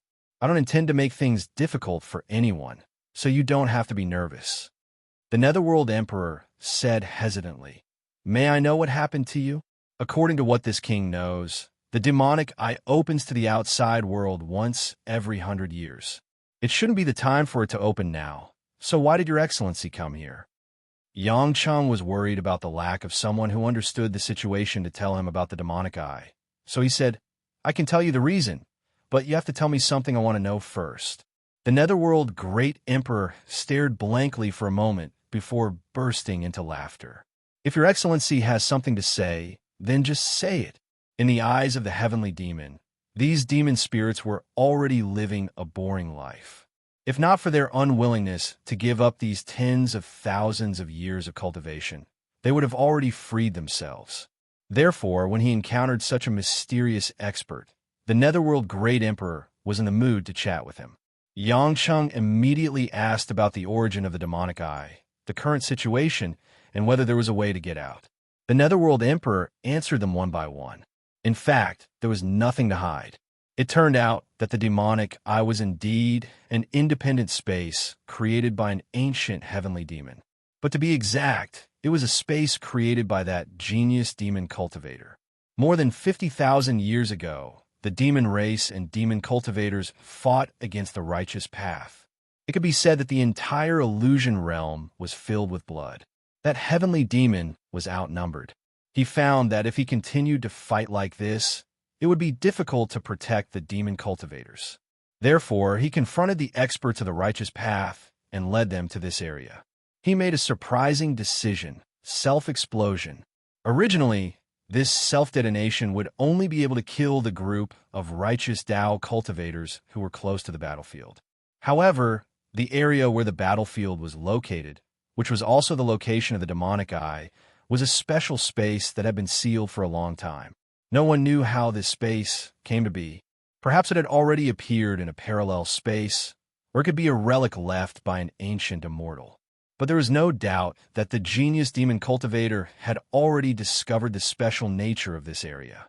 Following his self-detonation, a huge turbulence formed in this space, and it was no longer stable. Not only did it devour the dead and injured cultivators, many cultivators in the distance were also affected and inexplicably died in the eye of the heavenly demon. And this place seemed to be an ancient battlefield. Countless demonic spirits gnawed on the corpses of those cultivators, and those cultivators became new demonic spirits. After that turbulence, the demonic eye truly appeared in the eyes of the later generations. Every 100 years, it would open up, In fact, it was not an opening but a crack that appeared on the demonic eye. It was also the sequela of the heavenly demon's self-explosion. After absorbing a certain amount of energy, it would close up again. Yang Cheng was most concerned about whether he could get out or not. But the Netherworld Great Emperor's answer made Yang Cheng feel very helpless. Forgive me for speaking bluntly, but ever since I came here 50,000 years ago, I have never heard of any demonic spirit that could come out of the demonic eye. The demonic eye is a very special independent space. Rather than saying that it is boundless, it is more accurate to say that it is like a planet. No matter which direction you go, you will eventually return to the starting point. Yang Cheng was stunned. So it was different from the 10,000 demon realm. There was no boundary. No wonder he felt that there was no limit no matter how he flew. Then every 100 years, want a crack open? Your cultivation is much higher than those human cultivators who came here to search for treasures. If they can go out, why can't you? Yang Cheng asked. The Netherworld Great Emperor smiled bitterly. Your Excellency may not know, but when the crack opens every 100 years, it is also when the yin qi inside the demonic eye sharply declines. At that time, our strength will be greatly reduced in the form of demonic spirit. Just like cultivators who have lost their blood essence, how can they have any fighting strength? Hiding in the dark to protect their lives is the most important thing. If there is no good opportunity, they will not attack those human cultivators who came here. And the opening of the crack is the place where the yang qi is the strongest. If we get close to it, we will easily dissipate. So how can we dare to go out? Yang Cheng couldn't help but feel sad for these demonic spirits. No wonder those people from the hidden families were able to leave this place alive. It seems that the demonic spirits they encountered were not at their strongest. Speaking of the sadness of being imprisoned in the demonic eye, the Netherworld Great Emperor and the other guards all seemed to have a sad and stirring feeling. Although they wanted to go out and resurrect, they also clearly knew that even if they were given a chance to go out, they would not be able to live under the sun. If they were not in this special space, their souls would have already dissipated. After all, strictly speaking, they were already dead.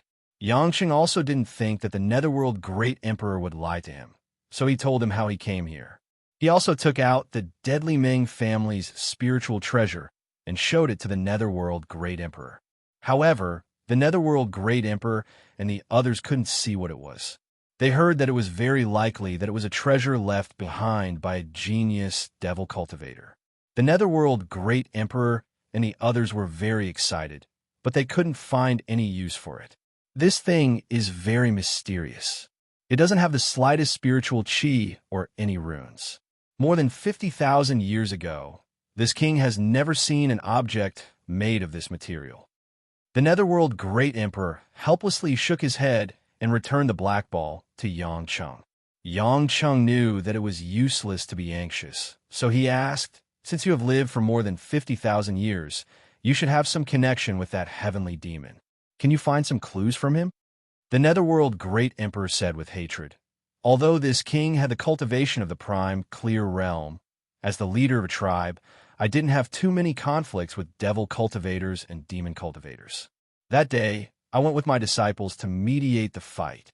First, I wanted to prevent people from being plunged into an abyss of suffering. Second, I wanted to pull back some of the experts of my tribe, who knew that we would encounter a drastic change that day and fall to this state. This king only knows that the heavenly demon is indeed from the Meng family tribe, but I don't know much about him. I'm afraid that I will have to disappoint you.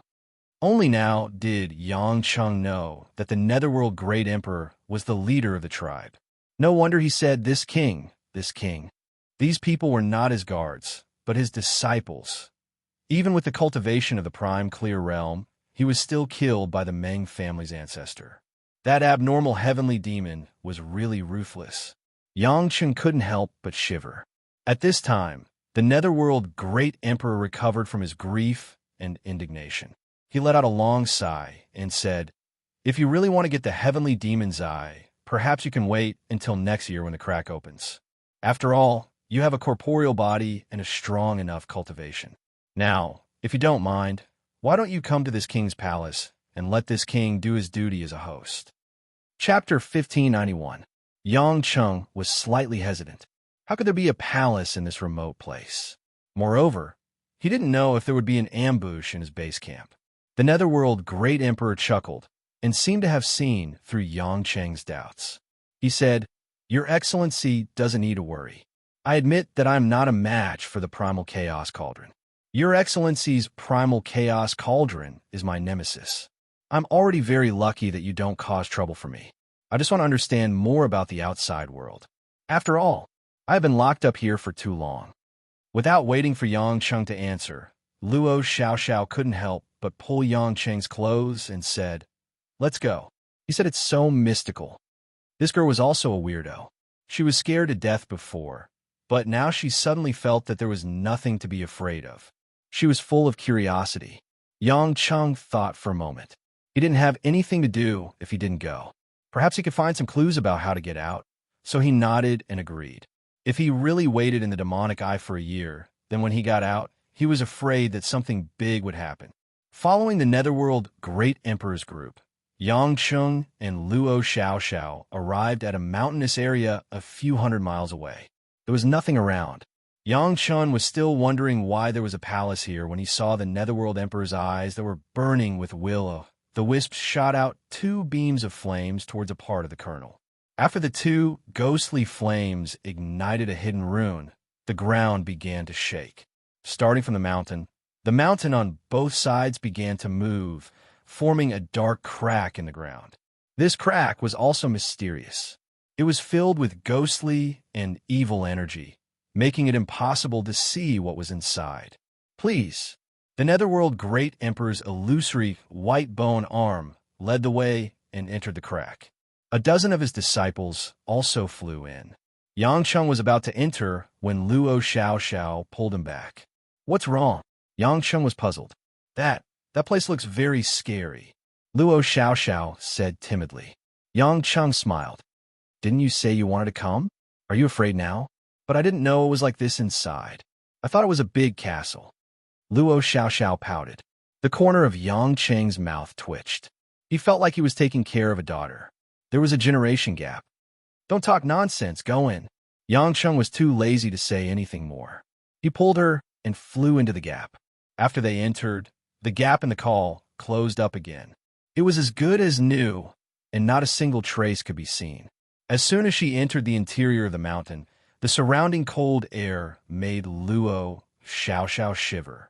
Her cultivation hadn't even reached the tribulation stage, so it was still very difficult for her to deal with the ghostly chi of the Netherworld. She was surrounded by black rocks, which made her even more frightened. But soon, she felt a warm spiritual essence enter her body, and an invisible shield appeared around her body, making her feel warm and comfortable in an instant. Luo Xiaoxiao looked happily at Yang Cheng beside her. She knew that he had helped her after noticing her situation. The girl's thoughts were very simple. She increasingly felt that Yang Cheng liked her, but he didn't admit it. Yang Cheng didn't think too much about it. He just didn't have any hatred for this girl. Instead, he felt that he owed her, so he helped her if he could. He didn't have any other thoughts. After flying more than a kilometer underground, the view in front of the two suddenly opened up. The scene in front of them shocked Yang Cheng. This was an underground space with a radius of several dozen kilometers and a height of several hundred meters. The stone walls around the space were inlaid with a faint blue halo of pyroxene. The light emitted by these stones illuminated the entire space. Although it was a blue world, it was even more ghostly and quiet. And in the center of this underground world, there really was a huge castle. However, this castle seemed to be carved out of a huge piece of rock. It was very simple, but it was also grand and magnificent. Netherworld Emperor saw the strange expression on the two's faces and said with a smile, "Little brother Yang, you don't need to be so surprised." Previously, this king said that once the rift opens once every 100 years, the Yang energy will increase and the Yin energy will weaken. We placed this residence underground for 2 reasons. Firstly, it's for quiet cultivation. Secondly, it's to avoid the Yang energy outside. It's also to avoid encountering intruders with high cultivation levels. On the way here, Netherworld Emperor already knew that Yang Chung was unimaginably young, so he relaxed a bit and called him little brother. Afterward, Netherworld Emperor led Yang Chung and Luo Xiao into the castle. There were a large number of intelligent demon spirits living here. All of them were his subordinates. According to Netherworld Emperor's introduction, the entire demonic I had at least a dozen overlords, and all of them were demon spirits transformed from 50,000 years ago. No one could do anything to the other, and their strength was equal. Moreover, they had also fallen into this place, so there was nothing to fight over. Since no one could get out, they simply lived their own lives in peace. Yang Chung and Luo Xiao didn't meet other overlords before because the demon spirits were sleeping underground during the day and didn't like to come out. As for Yang Chung killing so many of Netherworld Emperor's subordinates, Netherworld Emperor didn't care too much about it. Although these low-level demon spirits could increase the yin qi, it wasn't particularly useful. Each overlord had at least hundreds of thousands of demon spirits under them, so it didn't matter if tens of thousands died. In any case, they didn't have any intelligence. Because demon spirits were incorporeal, this castle was actually just a way to comfort themselves. In fact, it didn't have much meaning. To entertain Yang Chung and Luo Xiao, they couldn't provide any food or drink because there was no such thing here. Therefore, they just came here to sit and chat. Yang Chung also wanted to learn more about the demonic eye. Since he didn't have any other place to go, he agreed to stay for a period of time and explore other ways to get out. Time, like a tireless traveler, passed by nonstop in the Forgotten Kingdom, in the center of the main island, in the stone house where Mother Wong and the others lived. The stove in the house was burning vigorously, and the wood crackled as it burned. Sparks jumped from time to time like fairies. On the TV in front of the sofa, the satellite TV searched for Huaxia TV station was broadcasting the news. It was a coastal port city in the northeast of Huaxia. A female reporter from the radio station was wearing a thick down jacket and a thick woolen hat. Her lips were a little purple from the cold as she pointed at the sea near the port. Snow fluttered in the sky, and the ground was silver. The snow had covered the entire port, and even some low-rise houses couldn't be seen. Ladies and gentlemen, as you can see, the seawater of Lienda Harbor has started to freeze. Our country's harbor, which has been hailed as a natural ice-free harbor since ancient times, has started to freeze at minus 37 degrees Celsius. Now, all the ships are unable to operate normally, and the staff at the port have left long ago. According to the news from the government, the residents of Lienda City have started to migrate south in an organized manner, just like the people in the north of our country. In front of the TV, Mother Wong, who was holding the remote control, tightened the warm blanket around her body and changed the TV channel. In the end, the TV was still white. It was another TV station, and it was broadcasting the news of a city in the south of Huaxia.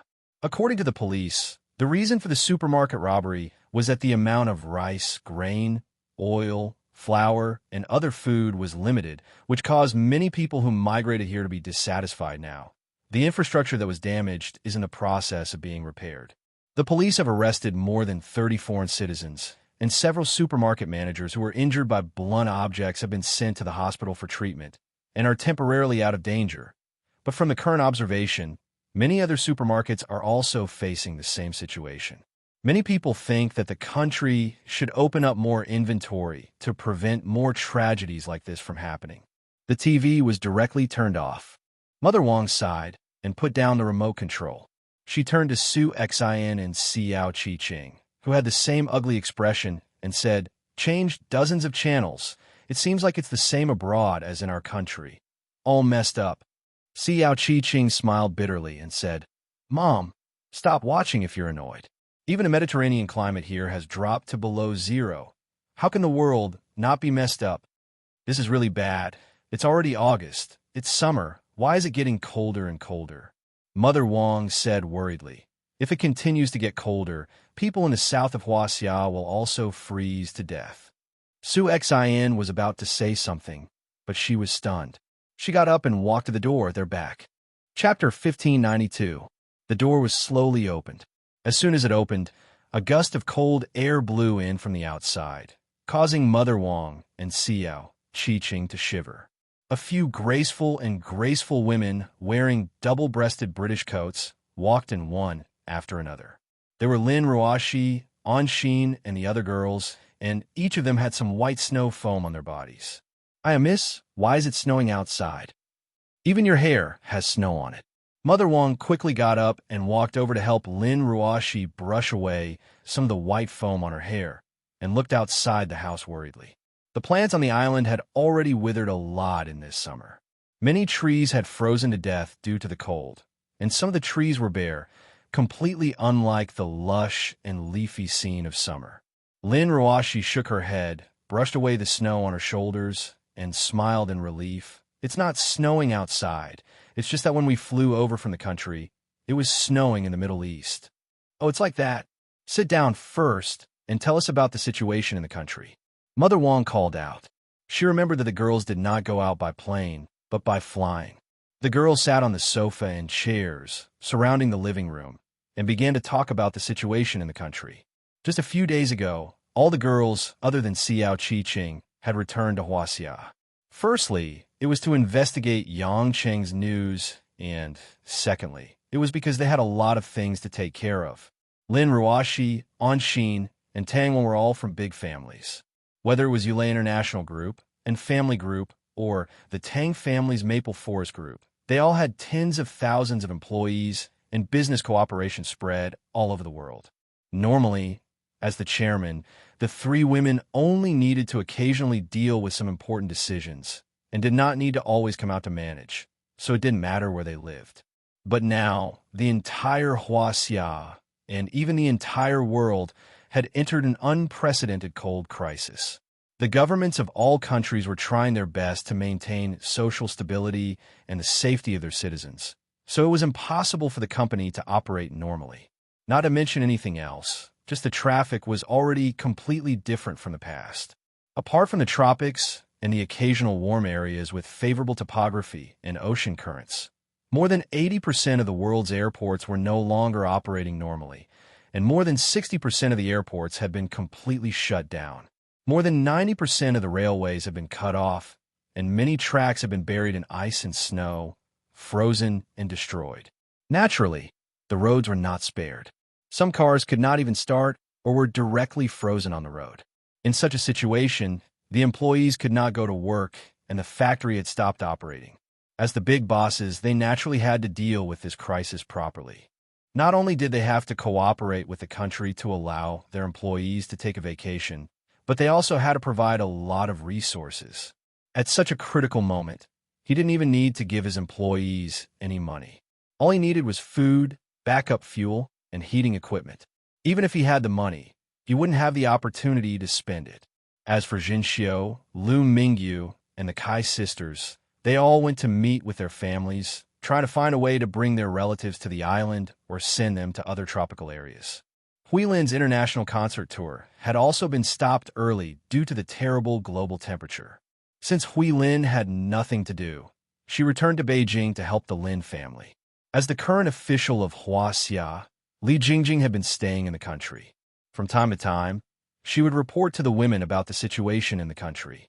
She was also very busy with official and private matters. Now that more than half of Huaxia has been frozen, people are running south. The rich are taking cars and ships to the tropics. If this continues, I'm afraid the temperature in the south will be dozens of degrees below zero. Xiang Wei sighed. What should we do? It's already dozens of degrees below zero in the south. How many people will freeze to death? Mother Wang said worriedly. Kai Ning frowned slightly and said, I'm afraid many people will starve to death before they freeze to death, or even be beaten to death. Now, other than some supermarkets and malls controlled by the country, all the other shops are closed. The merchants are hiding and not selling anything. Some of the managers of the malls have directly stored the edible food for themselves, intending to sell it to other people. Hotels, goose houses, because there are too many people moving from the north to the south, they are all full. Even the small hotels are full. Because there is enough police and military to manage, the crime rate is constantly increasing.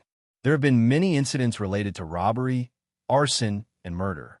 They are all for food and shelter. Even the traffic is inconvenient.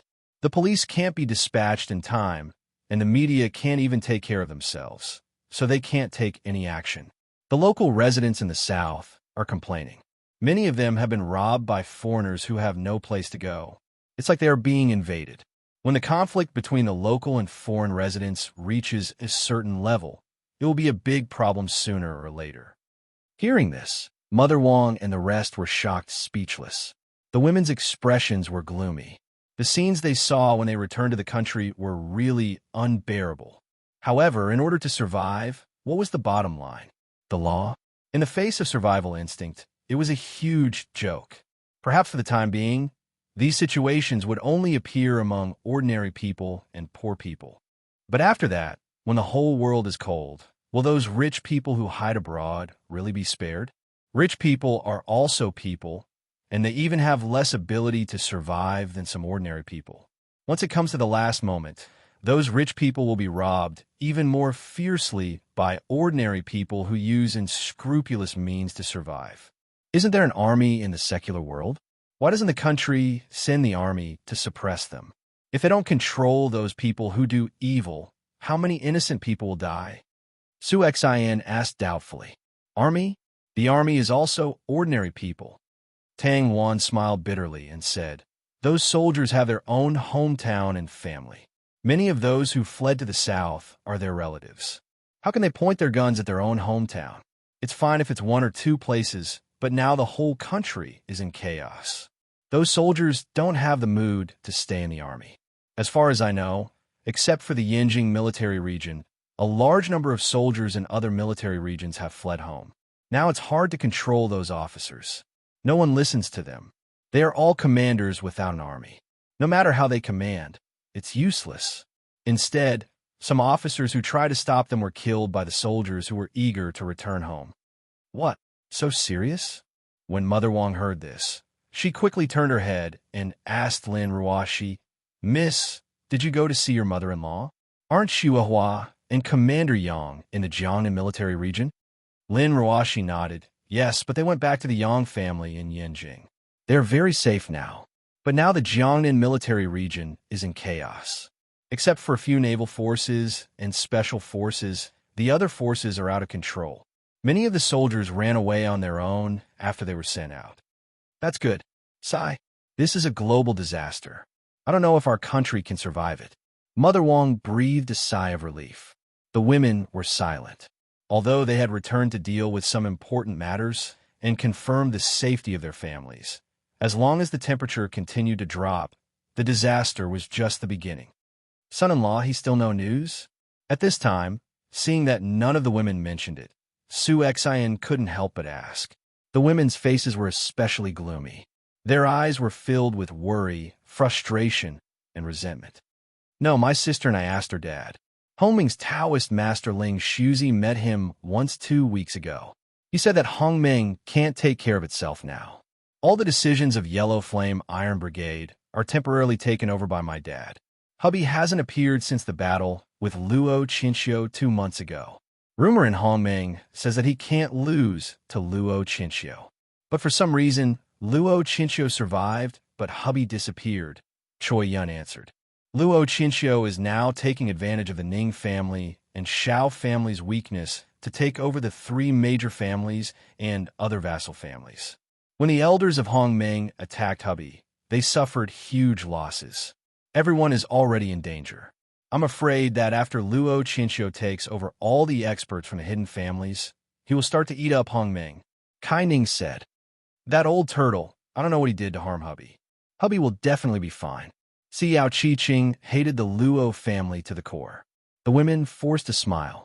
They also hoped that Yang Cheng was safe, but they had no clue.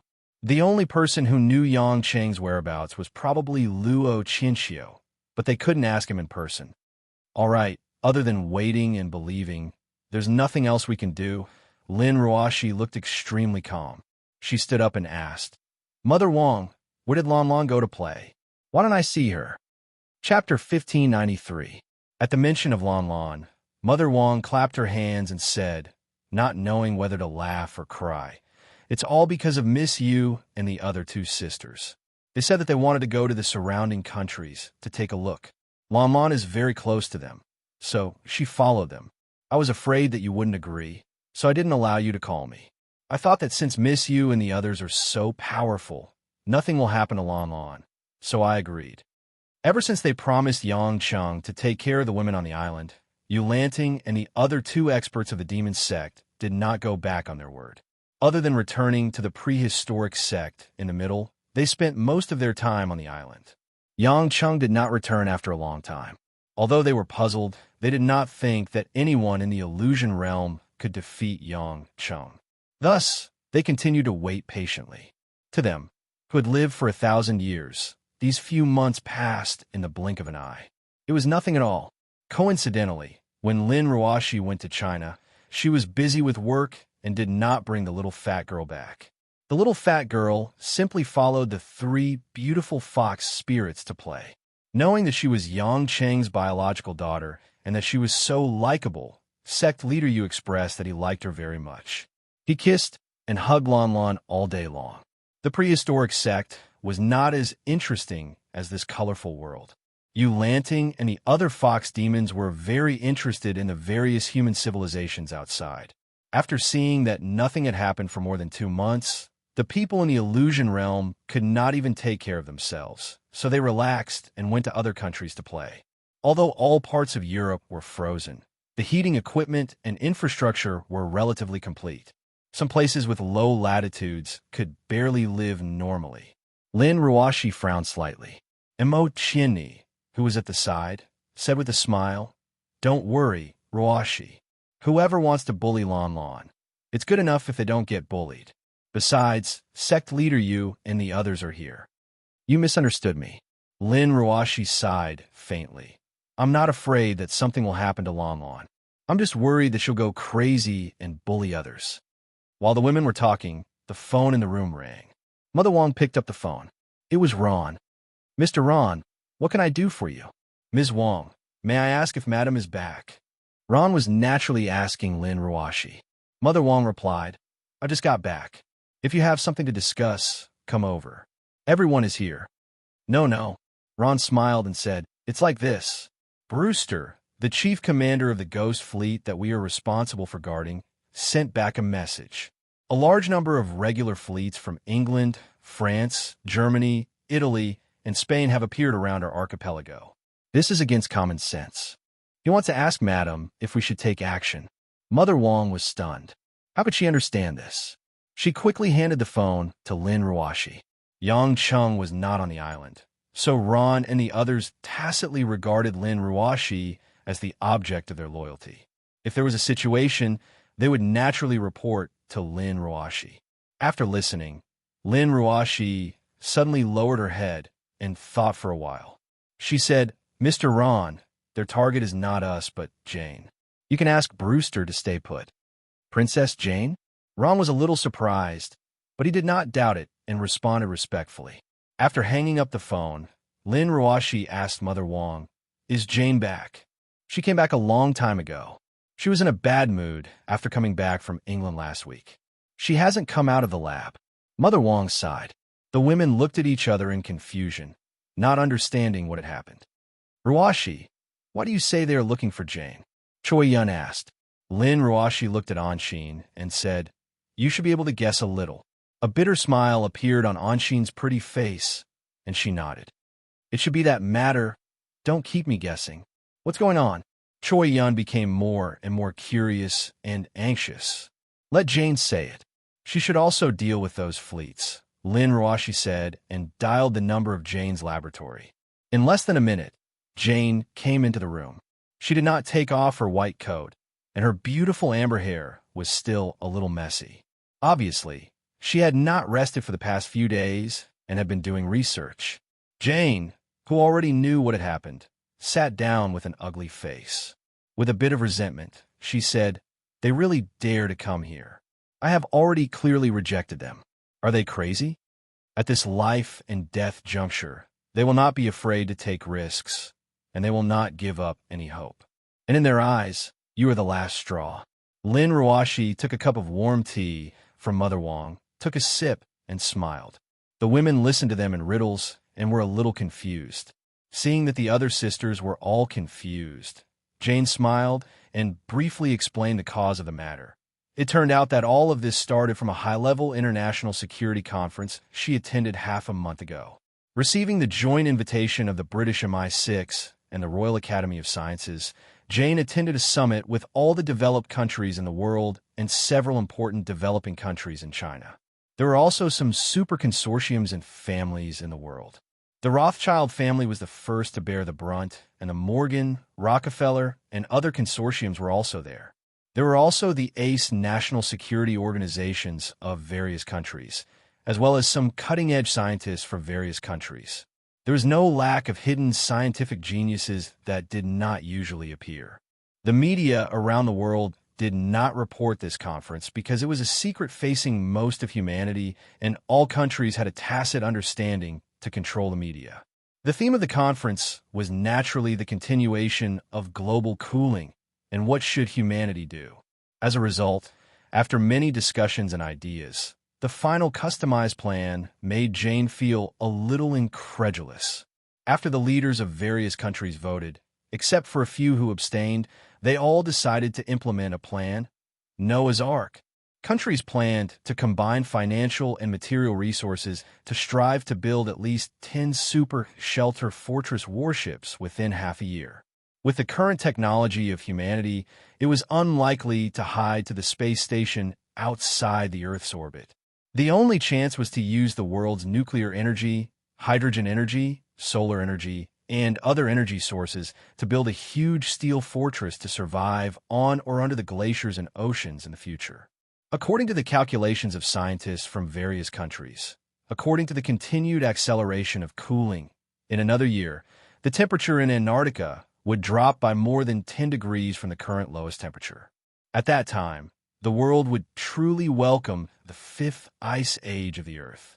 The land area would expand with the freezing of the oceans, but it would lead to the extinction of species, and it would be difficult for humans to survive. In order to preserve the tinder and civilization of humanity, all countries planned to build the 10 fortress warships and let young women, girls, and some elites from various industries, cutting-edge scientists, and craftsmen board the ships to avoid this disaster and wait for the future recovery of the Earth. Of course, to build these steel behemoths, not only would they need technology, but they would also need a lot of funds and materials, which would be inseparable from the support of the rich. The world's wealthiest people would have the priority to board the ships. Listening to Jane's narration, the women present were silent. This seemed like something out of a sci-fi movie about the end of the world, but it had become a reality. I rejected this proposal because I thought that if I didn't take fundamental measures, even if I could really design and build Noah's Ark, it would be of no use. If I'm not mistaken, the gods are the masters of everything. Only by stopping their plans can it be possible to save humanity. Jane sighed dejectedly and said, "Unfortunately, the countries don't agree with my idea, and they don't think that humans can compete with the gods. Now that the gods have disappeared, their whereabouts are unknown, and there's no way to investigate. Obviously, even if they know it's because of the gods, there's nothing they can do." Lin Ruoshi smiled slightly and said, "Didn't you talk to some countries in Britain and the United States before that it's likely that the starting point of the solar energy was intercepted near the Arctic ice sheet? Did they reply to you later? This is the most troublesome problem now. Several elite naval forces sent by the United States, Russia, and Canada lost contact not long after they approached the Arctic. Dozens of warships all sank to the bottom of the sea, and no one survived, and the reason is unknown." Jane bit her lip and said, "Could it be that the gods are really causing trouble in the Arctic? Does that Gaia's heart that Athena tried so hard to get really want to cool the global temperature and cause the extinction of humanity?"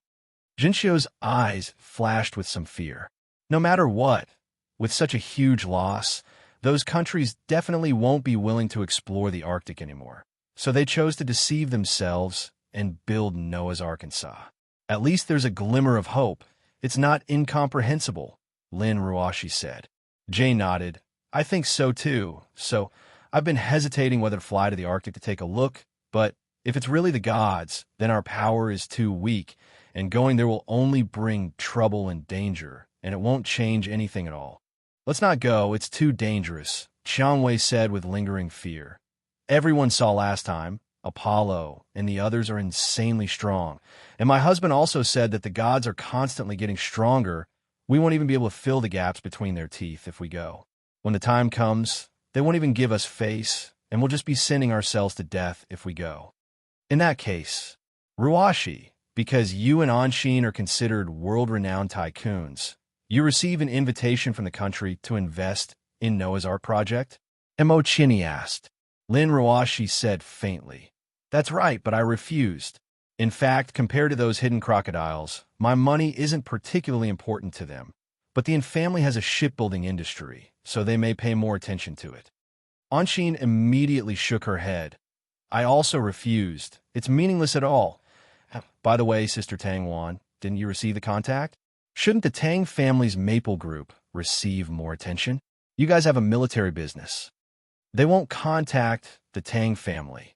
Lin Ruashi answered on behalf of Tang Wan. Tang Wan also nodded and smiled helplessly. Why?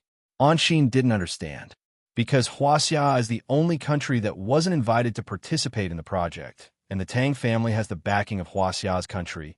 The other countries want to cut ties with Huaxia, Jane said. Such a big thing. Our country didn't participate? Mother Wang asked in surprise. Lin Ruashi's beautiful eyes flashed with some complicated thoughts, and she said in a low voice, Isn't it obvious? The other countries aren't stupid. Huaxia and the gods are enemies. Even if they don't know much about Hongmeng, they know the Huaxia situation is different. If Huaxia can defeat the gods, then they will naturally be happy to see it happen. But if Huaxia fails, as long as they cut ties with Huaxia, at least they have a chance of survival. Moreover, Huaxia's population is a quarter of the world. This is a heavy burden for the end of the world. They can't wait for more Huaxia people to die, so that they can have more food reserves. Chapter 1594. The other women present did not think so much. After hearing Lin Ruashi's words, they could not help but feel a chill down their spines. Mother Wang and the others turned pale. This is too much. They think they can survive by doing this? If it weren't for the masters of Huaxia, would they still be alive today? Maybe they really think that the gods are closer to them. Lu Mingyu said with a bitter smile, Haven't the gods always been overseas, and many foreigners are their descendants born in reincarnation? They won't treat Huaxia's Hongmeng as a friend, but at least they won't treat the gods directly as enemies. The Anglo-American coalition army was sunk in the North Pole. It's very likely that one of the main gods did it, but they didn't say anything. Obviously, they don't want to offend the gods. What a bunch of idiots. If we treated them as one of our own, would the global temperature drop like this? They deserve to freeze to death. Choi Yun was furious. At this moment, a luxurious private helicopter flew over from afar and slowly landed on the open space outside the house. Those who could come here were generally people who were close to Yangcheng, so they could enter the island without being intercepted by the ghost fleet. The women were still wondering who had come, but they saw Jane stand up with a displeased expression. A lobbyist is here. After a while, the door opened, and a handsome blond man wearing a black navy trench coat came in. It was the heir of the Rothschild family, Edward. Ron and Brewster obviously recognized Edward's plane, so they did not say much and let him in. Several of the women present had not seen him before. When they heard Lin Ruashi introduce him as a member of the Rothschild family, they could not help but look unhappy. Edward, if you're here to help them as a lobbyist, then please leave. You should know that you can't take me away, Jane said directly with a cold expression. Edward did not seem to expect so many people in the house. When he heard Jane's words, he could not help but smile bitterly. He did not rush to respond, but walked in front of Lin Ruashi in a gentlemanly manner and bowed. Then, Edward greeted the other women with a smile. No matter what the situation was, as the successor of the world's #1 noble family, he didn't want to lose his manners, even if it was the end of the world. After that, Edward turned to Jane and said with a smile, My dear cousin, Do you think I'm a man who likes to do useless things, or a man who knows nothing about your temper? Jane narrowed her eyes, and a trace of astonishment flashed across her sapphire blue eyes. She is not an ordinary woman. Although Edward is very intelligent, compared with Jane, he is still far behind. Jane didn't even ask what Edward's words meant, but she already thought of something that made her very uneasy. How could they do that? Jane yelled angrily. Edward knew that Jane had thought of everything he wanted to say. He could not help but smile even more helplessly. You should have thought of it earlier, shouldn't you? This is not a daydream, nor is it some random imagination. This is the end of the world. This is the sign of the extinction of mankind. So what if they do anything to survive? What can't they do? Them? Aren't you one of them? Jane said disdainfully. Cousin, believe it or not, I'm neutral in the family. I didn't participate in the vote. Edward spread his hands. The women around were confused. Choi Yun couldn't help but ask, Jane, what are you talking about? What vote? Without a beginning or an end. Jane took a deep breath and said, because of the existence of the Ghost Fleet, even if NATO and Russia can join forces to attack the island, they will suffer heavy losses. What's more, there are many people with cultivation among us. Even without Gate Master Yu and the others, it is impossible for countries to force me to help them build Noah's Arkansas. Therefore, Edward came as an emissary, and it's impossible for him to just be a lobbyist. Those people must have already thought of a bargaining chip that will definitely make me take action. What bargaining chip? You don't lack anything. Wait, did they kidnap Queen Catherine? Choi Yun exclaimed. Jane shook her head. If that's the case, I won't be too worried. They won't dare to do that. Even if they do, I can save my mother. Then what else can they do to threaten you? We have so many people here. Even if they use nuclear weapons, we can escape. What's there to be afraid of? Choi Yun was puzzled. It's humans. Suddenly, Lin Ruoshi, who was sitting there, said faintly. That's right. Jane agreed with Lin Ruoshi's answer. If they want me to take action, they don't need to think about me and the people around me. Now that NATO and Russia are in a strategic alliance, it means that they work together to control at least 90% of the world's modern armed forces. With this power, although they can't fight against the gods and Huaxia cultivators, they can easily slaughter some backward countries and ordinary humans. For example, those small countries in Africa and Latin America can't resist at all. As long as NATO's nuclear bombs are detonated in those regions and countries, millions or even tens of millions of people will die in a day. After hearing Jane's explanation, almost everyone was shocked. Are they crazy? In order for them to take refuge, they don't treat the people in those places as human beings? Mo Chinny frowned. No, they're not crazy. Edward sighed softly. If the current situation continues, those backward and poor humans will sooner or later freeze to death and starve to death, and no one can do anything about it. Everyone can't protect themselves. If we use these billions of people who are about to die as bargaining chips in exchange for my cousin to help them build Noah's Ark, why not? This is the last value we can make use of them. Despicable. Kai Ning gritted her teeth and said, in this case, if Jane doesn't agree, it's equivalent to indirectly becoming the murderer of hundreds of millions or even billions of people. What a good plan. In the face of doomsday, there is no so-called ethics, nor is there a vain, peaceful coexistence. The strong survive, and the weak are prey to the strong. If you want to blame them for being at the lower level of the pyramid. Edward said coldly. For a moment, the room was silent, and breathing seemed extremely heavy. Cousin Go, if Yang Cheng was here, perhaps with his madness, he would choose to kill and suppress those in power first. But Yang Cheng has been out of contact for more than 2 months, and no one knows when he will appear. You're not him, and no one here can be as indifferent to life as he is. No matter what happens in the future, you can't just watch as hundreds of millions of people die in vain. Edward turned his head and looked at Jane with a pleading expression. Jane, who was wearing a white coat, could be seen clenching her fists tightly due to her unstable emotions, causing the coat to tremble. Biting her red lips, a flash of determination flashed in Jane's eyes. Okay, I can promise to help them build Noah's Ark, but I have a request.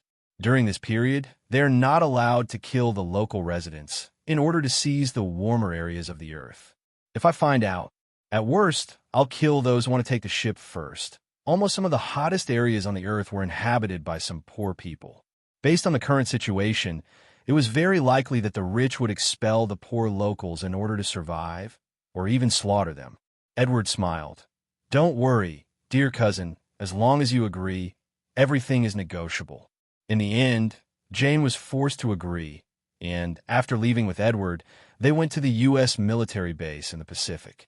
At the same time, in the conference room of Zongnanhai in Huaxia's Beijing, Chief Number 1 sat in his seat, with Ning Guangyao, Yang Gongming, Li Mozhen, and Kai Yunxing sitting on both sides. Ning Guangyao looked good, knowing that the Ning family had been annexed, and from now on he could no longer be restricted by the Ning family, so he was naturally happy. Kai Yunxing, on the other hand, was worried that Hongmeng would also fall. The temperature in Beijing was so low that ordinary people did not dare to go out at all. Fortunately, there was no snowstorm, otherwise, as a leader, he might have to move to the south to work. The atmosphere at the conference table was very solemn. Chief Number 1 had always been expressionless, but this time, his face was unusually gloomy. After a long silence, Chief Number 1 let out a long sigh and said in a low voice, "We can't sit still and wait for death. From now on, we can only rely on ourselves." Chapter 1595. After Number 1 finished speaking, seeing that none of the other 4 people present said anything, he revealed a relaxed smile, and the haze on his face was swept away. Now that we're facing a great crisis, it's a crisis for the entire country, and even the entire human race. At this time, if you have anything to say, just say it. Premier Ning, although the Ning family in the illusion was annexed by the Luo family, it doesn't involve the secular world. Now that you're in control of the real power, why don't you have anything to say? Ning Guangyao smiled awkwardly and couldn't help but ask, "Chief, the situation in the illusion is already chaotic. The Luo family has 2 Tai Ching stage experts, and they're already the best in the entire illusion. Will they really not get involved in the secular power?" "Don't worry, they won't," Number 1 said faintly. "Although the Luo family is unstoppable, their enemy is the gods. Seizing the power of the secular world is of no use, and it will only cause the array protectors to be dissatisfied. They won't do such a stupid thing." At the mention of the array protectors, Yang Gongming and Li Moshen's eyebrows twitched. The 2 patriarchs looked at each other. They didn't expect that Number 1, the Yang and Li patriarchs, would calmly mention this secret that was only known by the chief, the Yang and Li patriarchs. From this, it could be seen that there was indeed no need to hide anything at the moment of life and death. Everything was based on the foundation of Huaxia. As expected, Ning Guangyao and Kai Yunxing were puzzled and asked what the array protectors meant. Number 1 didn't hide much and generously explained the origins of the 2 array protectors. The exact ages of the 2 seniors were unknown, but it was certain that they were the ancestors of the Yang family and the Li family. This was also why, in the past, there had been rulers who suppressed the Yang family and the Li family, but never let the 2 families die off. At the level of the 2 array protectors, not to mention the family, they actually didn't care too much about the change of the dynasty. To put it bluntly, if Number 1 was killed by a spy of a country today, they wouldn't do anything because it was a normal dispute in the secular world. Unless the gods or a certain cultivator wanted to seize power and kill Number 1, then they wouldn't do anything. As long as Huaxia's foundation was there, leaving a trace of incense for his descendants, that would be enough. As for expanding the territory and protecting the country, that was a matter for the people of Huaxia. As for the descendants of the Yang family and the Li family, those who deserved to die would die. Those who deserved to suffer losses would suffer losses, and those who deserved to be exterminated would be exterminated. As long as they were not completely exterminated, they would not interfere. Of course, this was also a guess that the rulers of the past had come up with in the process of probing. They did not know what the bottom line of the 2 array protectors was. All in all, in the past 100 years, The guardians of the array had never helped the Yang family or the Li family. Even when Yang Gongming's generation was killed in the war, they never showed up. Perhaps, over the years, the bloodline of the Yang family and the Li family had changed countless times. Rather than saying that the two guardians were protecting their descendants, it would be more accurate to say that they had a sense of belonging to their family. Even Yang Gongming and Li Mo's Hen did not care much about the bloodline relationship. For people like them, it was actually a little superficial. Although I am the one who has the most contact with the guardians in the secular world, and even in the whole of Huaxia, I have never seen them. Every time, it is them who communicate with me through their divine senses. I'm afraid it's not just me. The previous leaders have only heard their voices, but never seen them. The two guardians come and go as they please. There is no way to figure out their thoughts. Number 1 said with emotion. Some cold sweat seeped out of Ning Guangyao's forehead. He thought to himself, no wonder the Ning family had firmly ordered me not to have any ill intentions towards Number 1. No wonder the hidden families had never dared to kill the Yang family and the Li family. It turned out that these two families still had such old monsters protecting their descendants. In that case, even if the Ning family was wiped out, the Yang family and the Li family might not be wiped out. According to Number 1, the guardian of the Li family had once exerted pressure to suppress Yang Cheng. The two guardians must be more powerful than Yang Cheng. Yang Cheng alone had already stirred up a bloodbath in the illusion and wiped out the immortals and demons. How powerful would the guardian be? But it made sense. After all, they were old families with thousands of years of heritage. Without this bit of heritage, how could they have survived for so many years? Yang Gongming and Li Moshen's eyes were filled with awe. They had learned this secret from the previous family leader and were fascinated by this ancestor that they had never seen before. Unfortunately, no one would have the chance to see him. Since that's the case, Chief, China, and the entire world are facing an unprecedented disaster. The gods are already trying to kill the humans, and the illusion is in a mess. Are the guardians still not willing to help? Kai Yinqing frowned and said. Chief 1 smiled bitterly. You still don't understand what I mean? The four of them looked at each other, slightly confused. Number 1 sighed and stood up. He turned around and looked at the vast map of Huaxia behind him with a complicated expression. I've already tried to ask the guardian how to deal with it, but he did not give me any reply. Speaking of this, Kai Yunqing and the others looked shocked and worried. Could it be that the guardian is going to abandon us? Ning Guangyao could not help but ask. Number 1 turned his head and said, Premier Ning, I have said before that countless emperors have been killed in the past. When a dynasty changes, the guardian will not interfere. But this is different.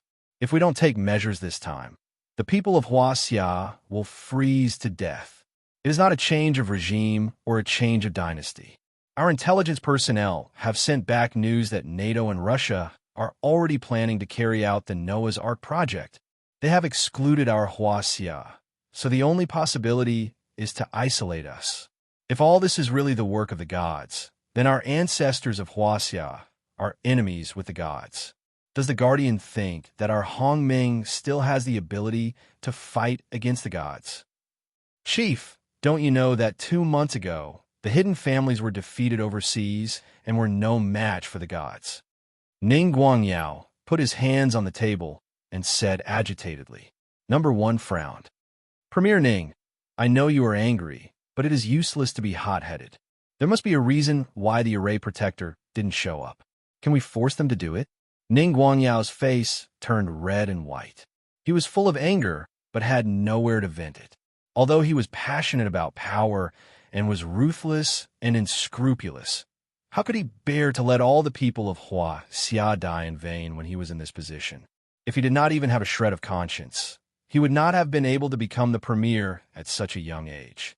When he thought of those innocent women and children who might have had a chance to be saved, but for some inexplicable reason, the guardian refused to help and let them freeze to death, he could not help but feel his eyes turn red. I think it's not that they don't want to help, but that they don't dare. Maybe they think that they are no match for the gods and are afraid of death. Ning Guangyao sneered. Number 1 immediately reprimanded. Premier Ning, don't talk nonsense. Ning Guangyao snorted. He was really angry. Otherwise, he would not say such words that could cause him big trouble. Cough, cough. Yang Gongming looked a little old and clumsy. He coughed twice. The temperature was too low, and it was a little strenuous for his body. Premier Ning, it is hard to go against fate. Everything has a reason. The life and death of people is also a cycle of cause and effect. The guardian of the array is the ancestor of the Yang family and the Li family. Patriarchally, and I do not want to guess what they are thinking. However, regardless of whether they are there or not, the current Huaxia was built by us old fellows, brick by brick. It is our old comrade in arms, built with their heads and flesh. Although we are old, we will not sit back and do nothing. The only thing we can do is to do our part well. As for who will write the final ending, who knows? That's right. Li Mozhen said solemnly, Old Yang is right.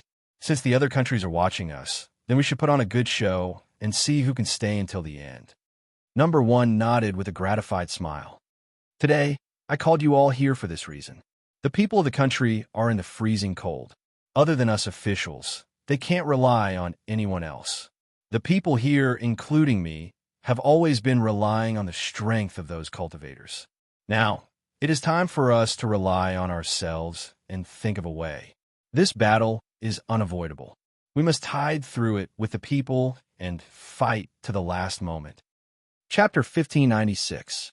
The North Pole was frozen for thousands of miles. In the center of the white ice cap, there was a splendid scene of gold and jade. Compared to 2 months ago, the tree of Earth had more than doubled in size. It stretched for hundreds of kilometers and covered the sky, as if another golden world had appeared out of thin air. Hera, who was lying gracefully on a bent branch, had already slept for a long time. She slowly opened her beautiful eyes and blinked. She sat up, shook her head, and combed her beautiful black hair. She looked elegant and gentle. Taking a deep breath of the clear air of the tree of Earth, Hera revealed a satisfied smile. The air of my hometown is still the most charming, Hera muttered to herself. She got up and slowly floated to the top of the tree. In a colorful space at the top, several figures were surrounding a cluster of treetops. In addition to Ares, Aphrodite, and Hermes, who had been guarding the place, even Apollo, Artemis, and Poseidon had appeared. Seeing Hera floating over, the 6 main gods made way for her to see what was on the central treetop. It was a golden flower bud, emitting a holy radiance. It was like an amalgamation of sunlight. Surrounded by a few golden leaves, it was especially full of vitality. Hera's calm face couldn't help but show a hint of excitement. Many complicated emotions flashed in her eyes, and they were sparkling. Finally, it's born. Hera let out a heartfelt smile. After approaching the flower bud, she stared at it without stopping. Although the other main gods had different expressions, their eyes were also filled with joy. At this moment, it seemed that no one had any extra thoughts. They were purely enjoying this happy event. This is the first flower bud. I believe it won't be long before countless more flower buds appear on the tree of Earth. Our Protoss will be reborn. Aphrodite smiled sweetly. Hera thought of something. She operated her spiritual ether and quickly drew a few golden blue runes in the air in front of her. Then, she pinched her fingers and calculated silently. It was the divination technique she had studied. After calculating, Hera revealed a strange smile. While I was sleeping, you guys did something big. You've sunk so many human fleets that came to the North Pole. Letting humans get close to the tree of Earth will only cause more trouble. So we might as well deal a heavy blow, so that they won't come to investigate again and again, Ares said proudly. Hee. The humans are already building some so-called Noah's Ark. What a bunch of stubborn, low-level life forms. Hera chuckled. Aphrodite looked at Hera with her beautiful eyes. I didn't expect your divination to be so accurate. Why don't you calculate when Athena will come? She should be the one who wants to see the tree of Earth bloom the most. Her? If I wanted to calculate her trajectory, it would consume too much energy and it might not even be accurate. I'm too lazy to do it. Hera casually rejected the idea. You're finally willing to admit the gap between you in her. Apollo said gently, Hera, that's enough. Athena's contributions cannot go unnoticed now that the Protoss are about to usher in a renaissance. Although she is indeed domineering, her intentions are still for the good of the Protoss. Aren't you happy to see this flower bud as well? This shows that we're all essentially the same, and you're no exception. Rather than competing with Athena, why don't you enjoy the glory of the god race? Hera snorted lightly, but no one knew if she heard it or not. At this time, Poseidon let out a long sigh and said emotionally, if we could have found Gaia's heart 20,000 years ago and revived it earlier, perhaps the result would have been different. Who would have thought that among the low-level life forms on Earth, there would be such a group of people with such strength, and in the end, there would be that monster-like guy? Hera gritted her teeth. At the mention of this, the other main gods revealed expressions of anger and pain. After a moment of silence, Hermes chuckled. Do you guys think that guy Hades will be a friend or an enemy in the future? Hades? Hera was stunned. Yes. How did his fight in the illusion go? What's the outcome? There's been no news. Don't you have divination? Calculate where he is now. Aphrodite asked. Hera didn't think much of it and performed divination again. However, the result made her frown deeply. What's wrong? Did something happen to Hades? Artemis asked worriedly. A rare trace of embarrassment appeared in Hera's eyes. She pursed her red lips and didn't say a word. At this time, suddenly, an illusory voice came from afar. He's in the demonic eye. The gods were stunned, and then looked not far away at a slender phantom that stepped out of the void. Athena, dressed in a black ancient Greek dress, had a fair and slender neck, and her fair arms hung naturally. In the blink of an eye, she appeared in front of the gods. The sovereigns were all silent. None of them spoke, because great waves were roiling in their hearts. Just as they had expected, with the recovery of Gaia's heart and the growth of the tree of earth, everyone's strength had increased exponentially, and Athena's strength had now recovered to a level that amazed them. Although they were already familiar with Athena, after 20,000 years, the other main gods were still a little stunned when they felt the strength of the goddess of war again. Hera's eyes showed some undisguised jealousy, and she sneered, Even if you don't say it, I know that he's in another space, meddling in other people's business. The other gods knew that Hera wouldn't admit defeat, but Athena's great prophecy spell had clearly proved that it was more powerful and accurate. Sure enough, as Hera said, the great prophecy spell wasn't perfect, but it wasn't something that the divination created by humans could compare to. Athena's cold eyes stared at Hera, and she said indifferently, If you don't find trouble with me, I naturally won't meddle in your business. Her meaning was obvious. She knew exactly what Hera had done in secret, but she just didn't find her to expose it. Hera's expression was ugly, but she didn't buy it. Don't be too happy. Things haven't come to an end yet. Just like in your previous life, even if your great prophecy spell is 99% accurate, the little variable that you didn't calculate can still turn everything around. But Athena was no longer interested in her argument. With a light tap of her bare feet, she came to the side of the flower bud. Slowly, Athena stretched out a soft hand and placed it on the side of the flower bud. She moved closer, as if feeling the life contained within it. The other sovereigns all fell silent. They seemed to be able to sense that although Athena appeared calm, she was actually filled with a myriad of emotions, and her heart was in turmoil. After a long time, Poseidon asked, Athena, when are you going to find Zeus? The other gods were also paying close attention. Freeing Zeus was another important matter for the gods. Athena turned around and said indifferently, There's no need to find him. He can come out himself. He can come out himself?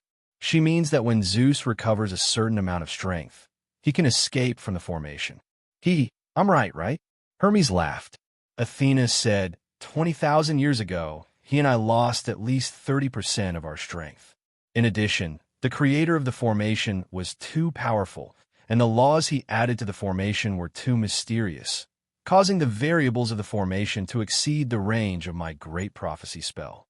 If not for that, not only can I escape the range of the formation, I can also tell Zeus in advance, and I won't be tricked by that person.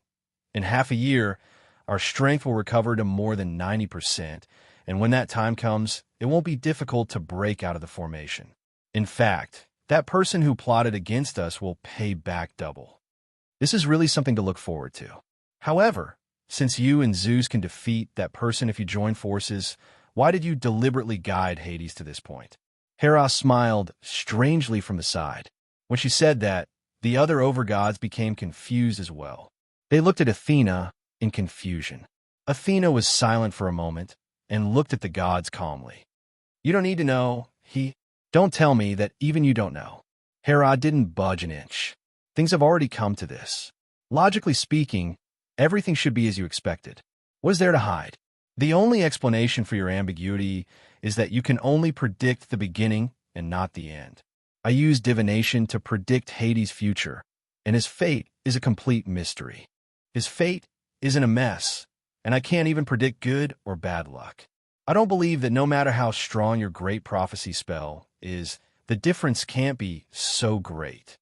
Chapter 1597. In the face of Hera's aggressiveness, Athena seemed to have no interest in talking more. After glancing at her indifferently, she took a few steps and disappeared into the air. Seeing that Athena left without saying goodbye, Hera's face turned pale, and she gritted her teeth. Bitch, I hate her attitude of not taking others seriously the most. Artemis smiled bitterly and said, All right, Hera, you've known Athena for tens of thousands of years. She's just like that. She's stronger than all of us. Of course, she's not interested in explaining everything to you. Besides, your attitude. What's wrong with my attitude? I'm not like you. A group of cowards. Isn't it just reviving Gaia's heart? It's not a glorious thing. I've only done something that you wouldn't dare to do. Is there a need to be so submissive? Humph.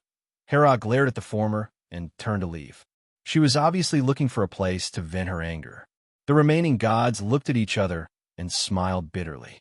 However, whether Athena really didn't know the final fate of Hades, they were also quite concerned. At the same time, in the eye of the heavenly demon, in the palace of the Netherworld Emperor, Yang Cheng sat on a cornice at the top of the palace, looking at the gloomy underground world in front of him, in a daze.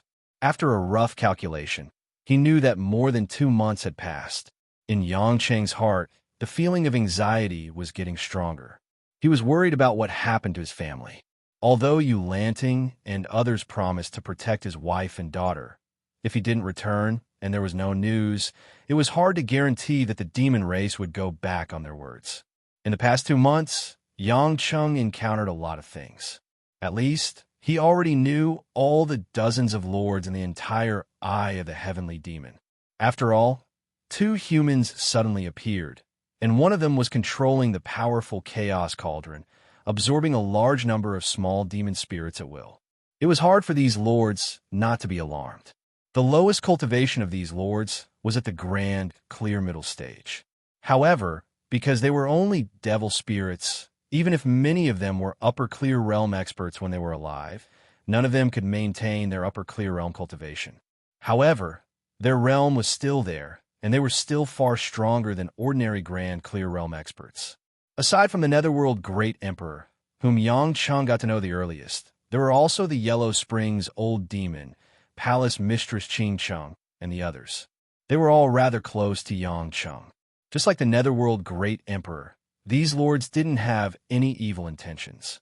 Firstly, after Yang Cheng inadvertently revealed the killer move of the Tai Ching Heavenly Thunder, they were so scared that they almost knelt down. They knew that even if they attacked together, they might not be able to win. This Tai Ching Heavenly Lightning was too good at restraining spirits like them. Just a little bit of it would cause their souls to scatter. Secondly, so what if he won? They still couldn't get out. They were just looking for trouble. Therefore, they treated Yang Cheng and Luo Xiao Xiao as distinguished guests. The lords eagerly used all kinds of treasures in the demonic eye, such as spiritual materials for refining elixirs and magic treasures, powerful spells, techniques, and at least some high-grade magic treasures to exchange some information about the outside world with Yang Cheng. These devil spirits were bored to death in the demonic eye. To put it bluntly, they were half dead and extremely bored. Their yearning and yearning for the outside world far exceeded their need for magic treasures and techniques. At first, Yang Cheng patiently answered all kinds of questions, such as the history of dynasties, human history, social development, scientific progress, and so on. Although Yang Cheng wasn't a great scholar who did research, in terms of a database in his mind, there were probably not many people in the world who dared to compare with him. Almost everything he said was clear and logical. As long as it didn't involve too detailed things, he was well-read and could do anything. Even Luo Xiao, who was an outsider, was full of novelty when she heard it. But later, Yang Cheng was also annoyed. He was anxious to get out, but he kept being asked all kinds of questions. It was like he was teaching a primary school student. Wasn't he wasting time? When the Lord students saw that their teacher was impatient, they also became anxious. Indeed, Yang Cheng was stronger than you, and he had no obligation to tell you so much. Why did you keep dragging him to talk? Therefore, the lords began to court Yang Cheng and gave him gifts to please him. Yang Cheng wasn't a gentleman. He accepted gifts and didn't refuse them. Anyway, this group of dead ghosts had no place to use them. He took them and gave them to his women as gifts. For a moment, Yang Cheng didn't expect that there would be as many as 17 immortal artifacts in his hands. That's right, they were indeed immortal artifacts. This was probably more than the total number of immortal artifacts owned by the 3 great hidden families. Among them, there were even 2 legendary divine artifacts from ancient times, Pangu Axe, Kunlun Mirror. The people who gave these 2 treasures were Old Demon Netherworld and Palace Master Qingqing. Old Demon Netherworld was a demonic cultivator general who died here 50,000 years ago.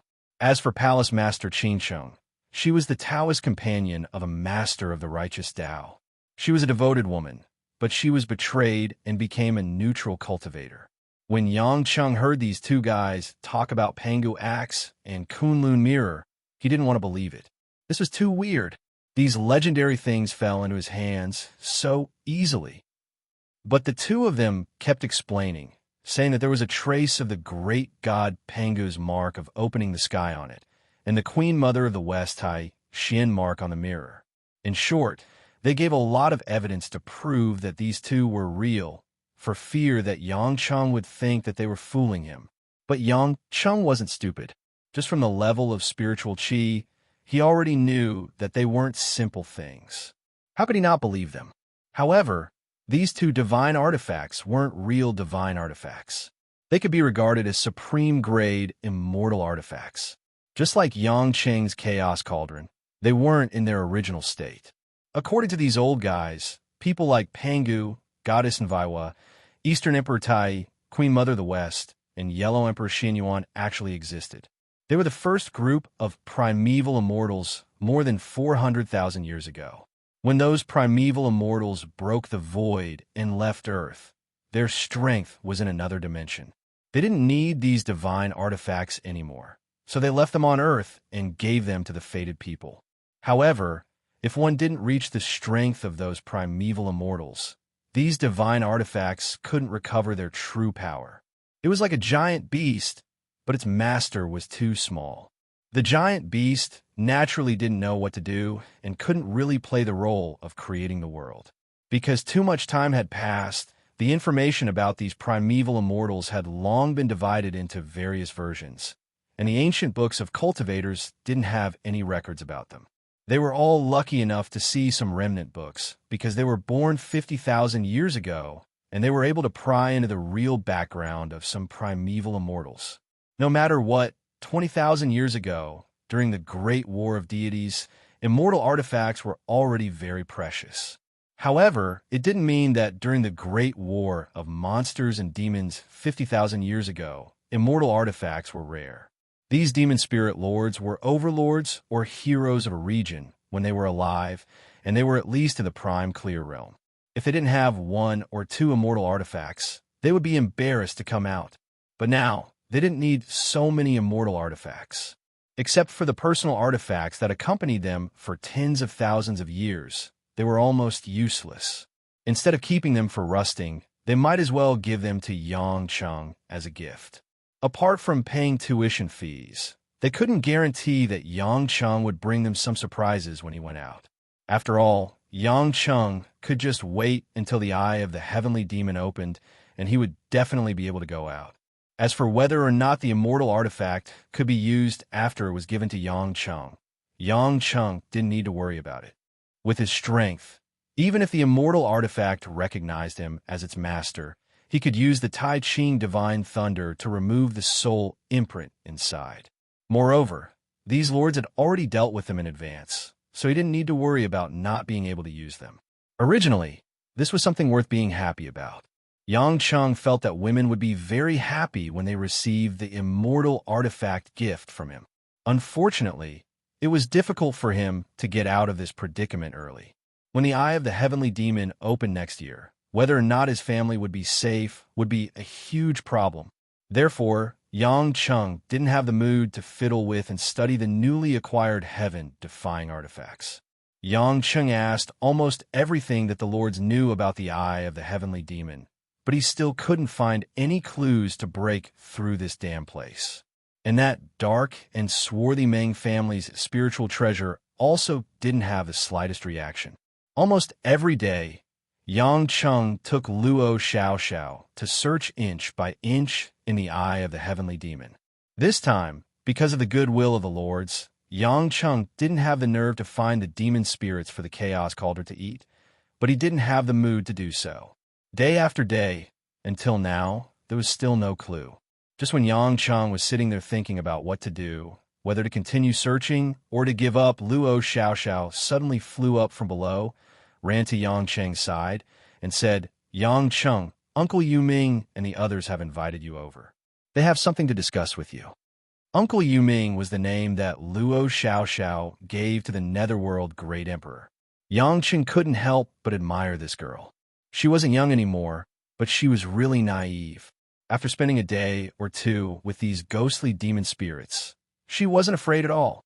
Later, she called them Grandpa Yellow Spring, Sister Ching Sheng, Uncle Bloody Hand, Little Sister Yaoda. She could call them anything.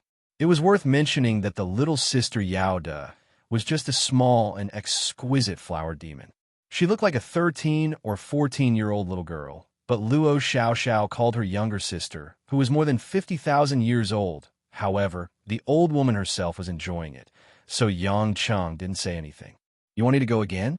"For hours ago, I just finished telling them the story of Xiang Yu's suicide in the Wu River. It has already been 12 hours. I will talk about the history of the Western Han Dynasty tomorrow." Yang Cheng was a little crazy. He was about to become a history teacher. Chapter 1598. However, Luo Xiaoxiao shook her head and said excitedly, "I'm not asking you to tell me a story. They're discussing an interesting matter in the demonic eye. I thought that it might be helpful for us to get out, so I wanted to tell you about it." When Yang Cheng heard that it was about this matter, he immediately became spirited and followed Luo Xiaoxiao to the central hall of the palace. In the hall, more than a dozen demon lords of different shapes and sizes were floating in the air, gathering together to discuss something. Seeing Yang Cheng come over, the Netherworld Great Emperor chuckled and said, "Brother Yang, you're here. We thought of something and wanted to ask you for your opinion." Xiaoxiao said, "It's about whether or not we can get out. Don't beat around the bush." Little brother Yang, is really impatient. "Are you going to stay here with me for a few more months?" The one who spoke was a tall and beautiful woman dressed in a dark blue dress.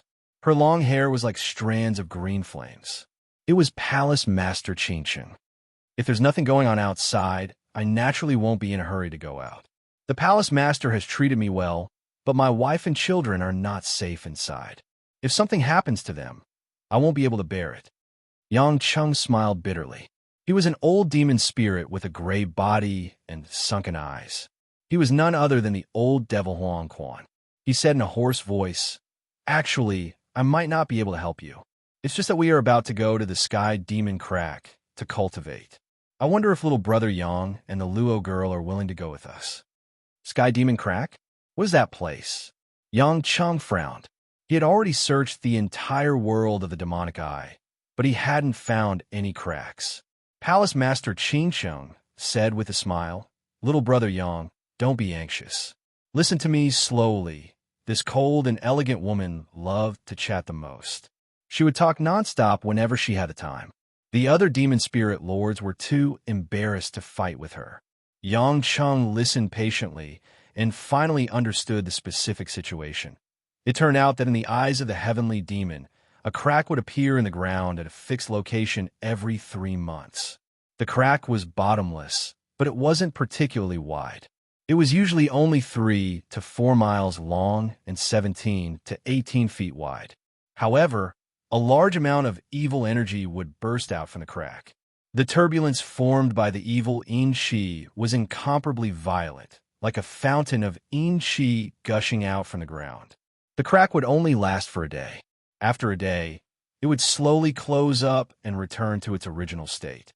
Because demonic yin qi had a beneficial effect on devil spirits, every time the demonic rift opened, there would be countless devil spirits dancing around, absorbing the pure yin qi spewing out from within.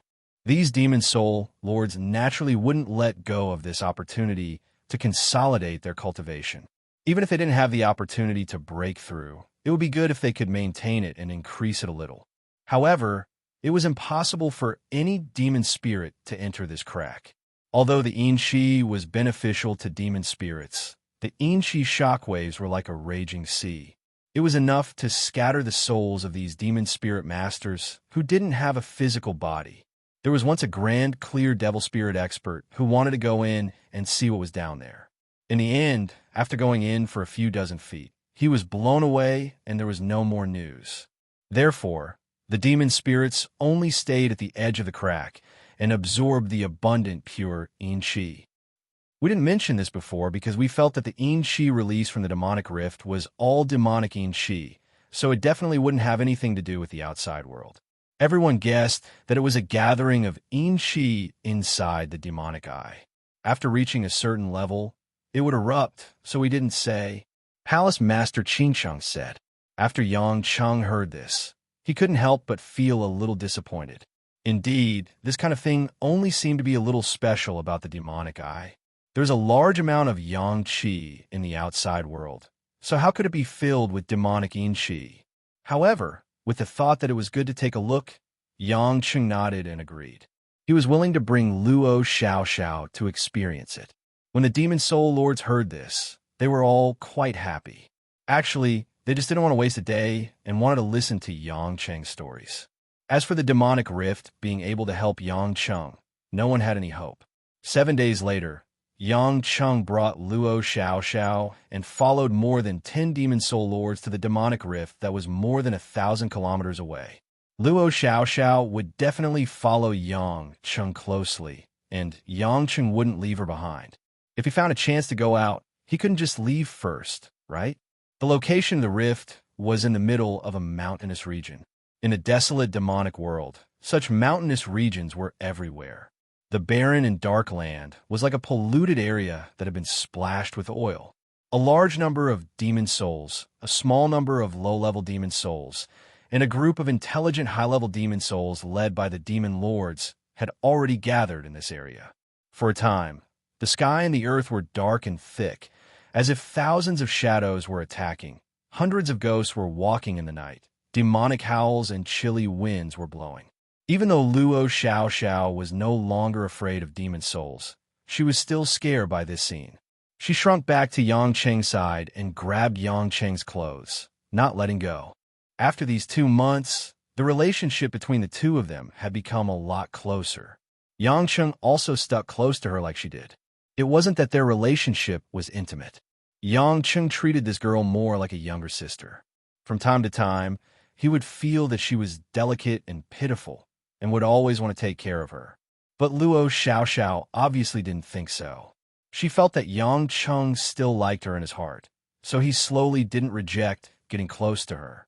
Little brother Yang, look at the demonic rift in front of you. It's about to open. The netherworld great emperor pointed forward. The mountains within a radius of several dozen li began to shake and tremble. In the middle of those dozens of towering mountains, a fine crack gradually formed in the crack, and then began to slowly expand and be torn apart. It was as if a god had used a knife to cut a hole in the ground. wanting to see what was inside. Boom! The overbearing and turbulent evil aura was like a gushing spring as if sprayed out from the crack. The originally dark gray sky seemed to have been dyed by it into a thick ink. It was as if the sky was covered by a black curtain. In the blink of an eye, the area within a radius of a few miles became extremely dark, and even the central area was so dark that one couldn't even see their own fingers. What a powerful Inchi! It's at least 100 times stronger than usual, Yang Chung exclaimed. He didn't forget to open a true essence shield to protect Luo Xiaoxiao. He didn't care about this Inchi. Although he wouldn't enjoy it as much as demon souls, he could still bear it. But Luo Xiaoxiao couldn't bear it with her cultivation. Haha, little brother Yang, you stay here and watch. I'll go and absorb it first. Remember to tell us about the war between the three kingdoms later. The netherworld great demon laughed and flew to the edge of the crack with the other lords and kings. At this moment, Yang Chung sensed that the chaos cauldron transmitted a powerful thought to him in his mind, trying to make him use it to absorb a large amount of Inchi. However, Yang Chung knew that although the Inchi here was very dense, there were demon souls everywhere. Once the chaos cauldron began to absorb it, it might eat up some demon souls. With his current cultivation, he didn't lack this. The netherworld great demon souls had given him so many immortal artifacts. It would be too inhumane if he ate their minions and even some intelligent demon souls. Therefore, Yang Chung suppressed the desire of the chaos cauldron and ignored it. However, as soon as he suppressed the chaos cauldron, Yang Chung sensed that the damn guy in his spatial ring began to move again. The Meng family's spiritual treasure? This time, Yang Chung didn't want to be fooled again. He grabbed Luo Xiaoxiao with one hand and waited for the spiritual treasure to fly out by itself with the other hand. Sure enough, the black ball flew out of the spatial ring and floated in the direction of the crack at a moderate speed. Yang Chung quickly grabbed the black ball in his hand. He only felt that the black ball was still trying to fly forward, and he didn't know what was pulling it, but it was trying to break free from his hand. However, Yang Chung clearly didn't sense any special spiritual chi. Yang Chung was startled. This time, it wasn't a teleportation. Could it be that this thing was flying over to take him to find something? The Meng family's ancestors said, "The hope of restoring the demonic kingdom? What's going on with this thing?" Luo Xiaoxiao asked nervously. She also realized that something was wrong. Yang Chung frowned.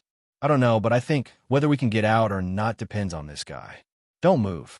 Hold my hand and don't let go." After saying that, he let go of the black ball, and the black ball continued to fly toward the crack according to its original trajectory. Chapter 1599. Yang Chung and the girl immediately followed the black ball. After a while, they arrived above the crack, and the black ball began to descend gradually. Its goal was to enter the crack. "Little brother Yang, what are you going to do? It's dangerous." "Little brother Yang, it's unpredictable down there. You have a physical body, and although your cultivation is high, you can't take risks." When the Netherworld Great Emperor and the others saw that Yang Chung was going to take Luo Xiaoxiao down, they couldn't help but shout. Yang Chung turned his head and said to the other lords, "It's urgent. I have to see where this black ball is going." "Don't worry, I know what to do." The demon spirit lords were anxious, but Yang Chung wouldn't listen to their advice easily. They didn't dare to go too close to the crack, or they would be in danger, so they could only sigh. In fact, Yang Chung also had a plan in his heart, and he was a little worried. But in the current situation, if he missed this opportunity, it might really be too late to go out. Although he had to take Luo Xiaoxiao, who was a burden with the chaos cauldron in his hand, he could have a big guarantee. If it was not good, he could use the Tai Ching Divine Thunder to open the way. This Tai Ching Divine Thunder was the natural nemesis of the evil Yin Qi, and it would definitely have a miraculous effect.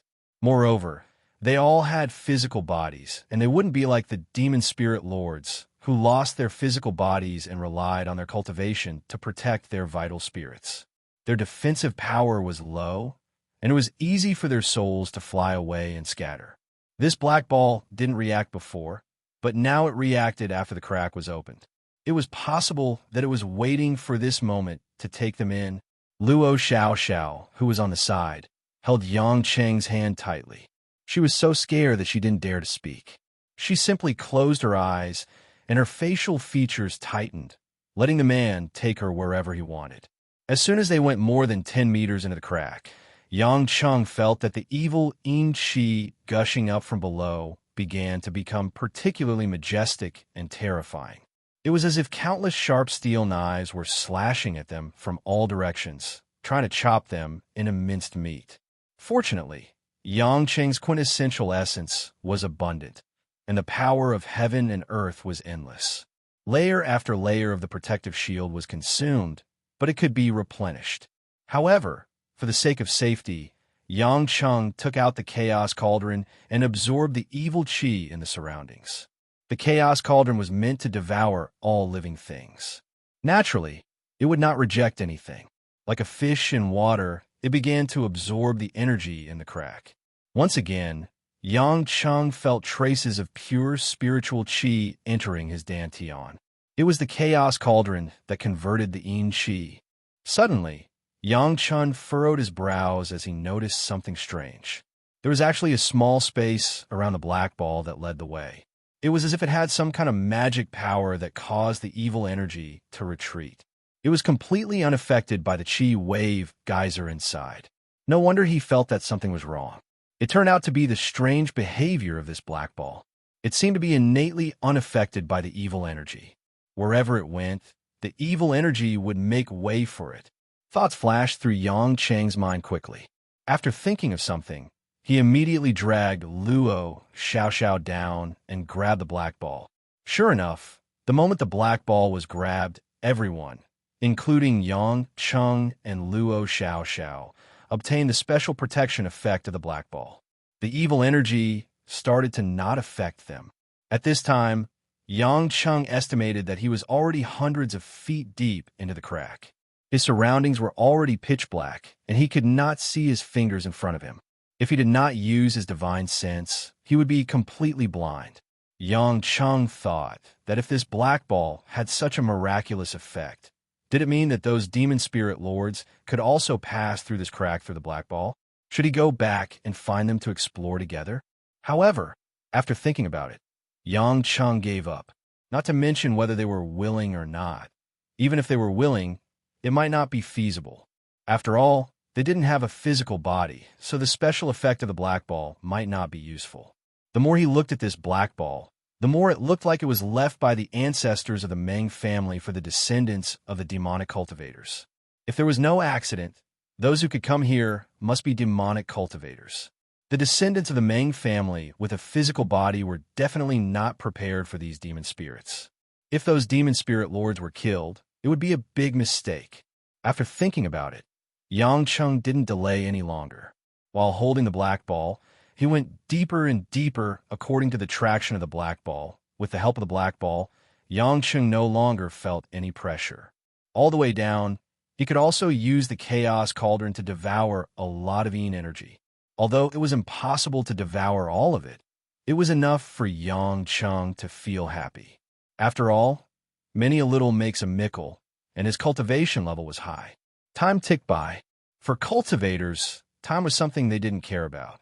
However, in such a dark underground world, he couldn't cultivate. He could only move forward slowly, but he didn't know where the end was. Whether it was good or bad, this was also a big test for Yang Cheng. Unknowingly, Yang Cheng estimated that he had been in this dark underground world for more than 7 days, but the bottom was still bottomless. What Yang Cheng could be sure of was that this was no longer the crack. All around, it was thick and dense in energy. It was as if he was in an underground dark space, and he couldn't sense where the edge was. If there was no accident, this was the core of the world of Sky Demon Eye, just like the Earth's core. However, the core of this Sky Demon Eye was a bit weird. It was reasonable to say that it shouldn't be so bottomless. What's more, Yang Cheng had tried it before. The world of Sky Demon Eye was spherical, so shouldn't its core world go all the way down to the other end? But if he kept flying like this, it seemed that he had long exceeded the scope of the world of Sky Demon Eye. Could it be that the central area of the sky demon I was connected to another space? Yangqing also didn't know. At present, in addition to continuing to follow the path of this black ball, he could do nothing.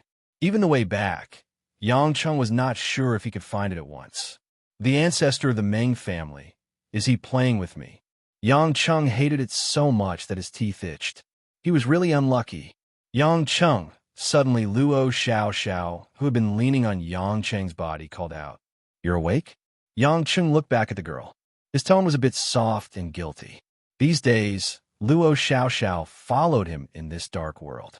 In the first 2 days, she was still in a mood to talk, but later, she was a little scared. After all, the girl had not experienced too many hardships. Such a situation was too scary for her.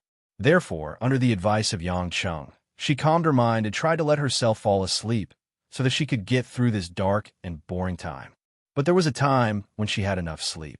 After sleeping for 5 days, when she woke up, she still found that there was no hope, so the pressure in Luo Xiao's heart was getting heavier and heavier. Yangqing felt that he might have caused this girl trouble. Although he didn't do it on purpose, Luo Xiao wasn't related to him in any way. He had wronged her by beating her up earlier, and now he had caused her to come to this godforsaken place. He felt really bad about it, so he tried his best to speak to her in a gentler tone. Can't get out?" Luo Xiao asked cautiously, seemingly afraid that Yangqing would get angry. Yangqing smiled bitterly. "No way, this thing is still moving forward. It's probably because this passage is particularly long. I can't speed up. After all, walking around randomly may cause an accident." In the darkness, Luo Xiao bit her lip and suddenly said in a low voice, "Then, if we encounter any danger, can you leave me alone?" Yangqing was stunned, but then he smiled and said, "What nonsense are you talking about? You don't have a head or tail. I've been carrying you for so many days. How can I just leave you alone? Although I'm not very smart, I'm not stupid either. In this situation, you're not confident. If we encounter any danger, you're very strong, and you may have a high chance of protecting yourself. But I'm too weak, and my strength is low, so I can't help you. Instead of bringing me along, it's better for you to take care of yourself. There's still a chance to get out," Luo Xiao said seriously. Yangqing didn't know what to feel in his heart. He felt a little uncomfortable, but he knew that when it came to this kind of adventure, his strength might not be enough. "Don't jinx it. Aren't we fine now?" Yangqing forced a smile. Luo Xiao reached out, took a small thing from her waist, and tried to stuff it into Yangqing's hand. "What is this? A jade pendant?" Yangqing felt something warm in his hand. He scanned it with his divine sense, and found that it was a Lantian jade pendant of excellent quality. Chapter 1600. In the hands of ordinary people, Lantian jade might only have a little effect on the body, but cultivators wearing good quality Lantian jade could use it to adjust their spiritual energy, nourish their blood, and maintain their beauty. The carving of this Lantian jade was very exquisite. Yangqing could feel that this jade pendant was carved by an expert who had reached a very high level of true essence. On the jade pendant, there was a lifelike deer with its slender neck raised high, full of spiritual energy. Yangqing didn't understand why Luo Xiao would give him a jade pendant. This wasn't a magic treasure. "This is a jade pendant that my father gave me," Luo Xiao said softly with a trace of longing. "When I was young, my nickname was Luer, so my father gave me a little deer jade pendant. I have always worn it." Yangqing was slightly surprised. It seemed that Luo Qinxiu had personally carved this jade pendant and gave it to his daughter. He didn't expect that he would be so concerned about Luo Xiao. However, Yangqing had already experienced the feeling of being a parent. Not to mention the jade pendant, even if the chubby little girl wanted the moon in the sky, Yangqing would still think of a way to blow it down. "Since your father gave it to you, just keep it. It's not like it's a treasure, so why give it to me?" Yangqing asked. Luo Xiao shook her head. "I want to leave it with you. If I don't have a chance to go out, I want to beg you to hand this jade pendant to my father. Tell him that your daughter has one last request. Don't go against Yangqing anymore." Yangqing's heart shook. This silly girl was usually so crazy. He thought that she didn't take his relationship with Luo Chinchio to heart, but he didn't expect that she had been holding back and didn't mention it. Ha, do you think that your father is the kind of person who would let you go just because you beg him? Besides, you have to understand that it was me who wanted to kill your father. Your father is not my opponent. Yang Chung wasn't that soft-hearted. I know, Luo Xiao sighed. But I really don't want to see either my father or you die. My father has done a lot of bad things, but he's not a bad person. It's not as simple as you think. Let me finish. Luo Xiao interrupted Yang Cheng's words. With a rare frown, she said seriously, perhaps everyone in the world thinks that my father is ruthless and only cares about himself. But he really isn't that kind of person. Ever since I was young, my father had always been very protective of me. Although I wasn't Mistress Lung's biological daughter, and my brother was the heir of the family, the people in the family didn't really take me seriously. But what they didn't know was that Dad had never gone out with Big Brother. Dad would only secretly take me out for sightseeing, eat delicious food, make toys for me, and tell me stories of the secular world. At that time, my brother was eating large amounts of spirit pills and cultivating the clan's Luo Tian scripture. As for me, I didn't start cultivating until I was a teenager. Others thought that it was because Dad didn't value me and didn't want to properly cultivate me. But they didn't know that Dad did that to protect me. Moreover, my childhood was much more blissful than my brother's. Although I didn't have a mother, I could feel that Dad loved me more than my brother. If I started cultivating too early and my potential was discovered, no matter if it was the people of the Lung family or some of the elders in the family, they would all see me as a thorn in their side. Because my innate talent was actually much stronger than my brother's. So, when I hadn't even reached the congenital realm, Dad sent me out of the dreamland and sent me to Zhonghai to study. It was to avoid the eyes and ears of those people and make them think that Dad didn't care about me. Although Dad never asked about my life, he would send someone to transfer a lot of money into my bank account every month because he knew that I liked to fool around and spend money recklessly. As she spoke, Luo Xiao's big watery eyes were filled with tears and rolled down. My dad always pretended to be very strict, but the bitterness in his heart was unspeakable. Those uncles and elders in the family, they all wanted to harm him behind his back. He knew all of them in his heart, because my grandfather's generation personally snatched the position from the other Luo family clansmen. My dad's position as the head of the family wasn't actually supported by all the elders. In the family, he had to be wary of his relatives and clansmen. Outside the family, he had to be wary of the Xiao and Ning family. There was so much pressure, but he silently endured it all by himself. There were many things that he couldn't say out loud like a normal father, and there were many things that he couldn't teach his children like a normal father. I understand all of this, so I never blamed him.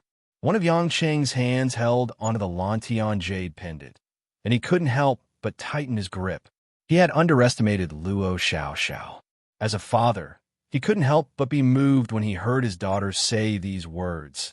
A cold-blooded and cruel father who killed people like flies. In Lamlin's eyes, perhaps he was also such a father, although the child was still young. When she grew up and knew that his hands were stained with tens of thousands of lives, how would she view him as a father? The world was filled with enemies, and there were probably countless people who wanted him dead. He was such a heinous demon, but in his daughter's eyes, no matter how much he deserved to die, he was still her biological father who loved her dearly. All right, don't say any more. Yang Chung let out a heavy sigh. Although he couldn't see it, his eyes were definitely a little red. Luo Xiao choked with sobs. In fact, she had already reached the depths of her love, and her longing was like a mountain. She couldn't speak at all. I promise you, Yang Chung said sincerely, if we can really get out, I will give your father a chance.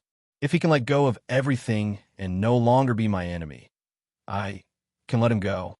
When Luo Xiao heard this, she pouted as if she was about to cry again.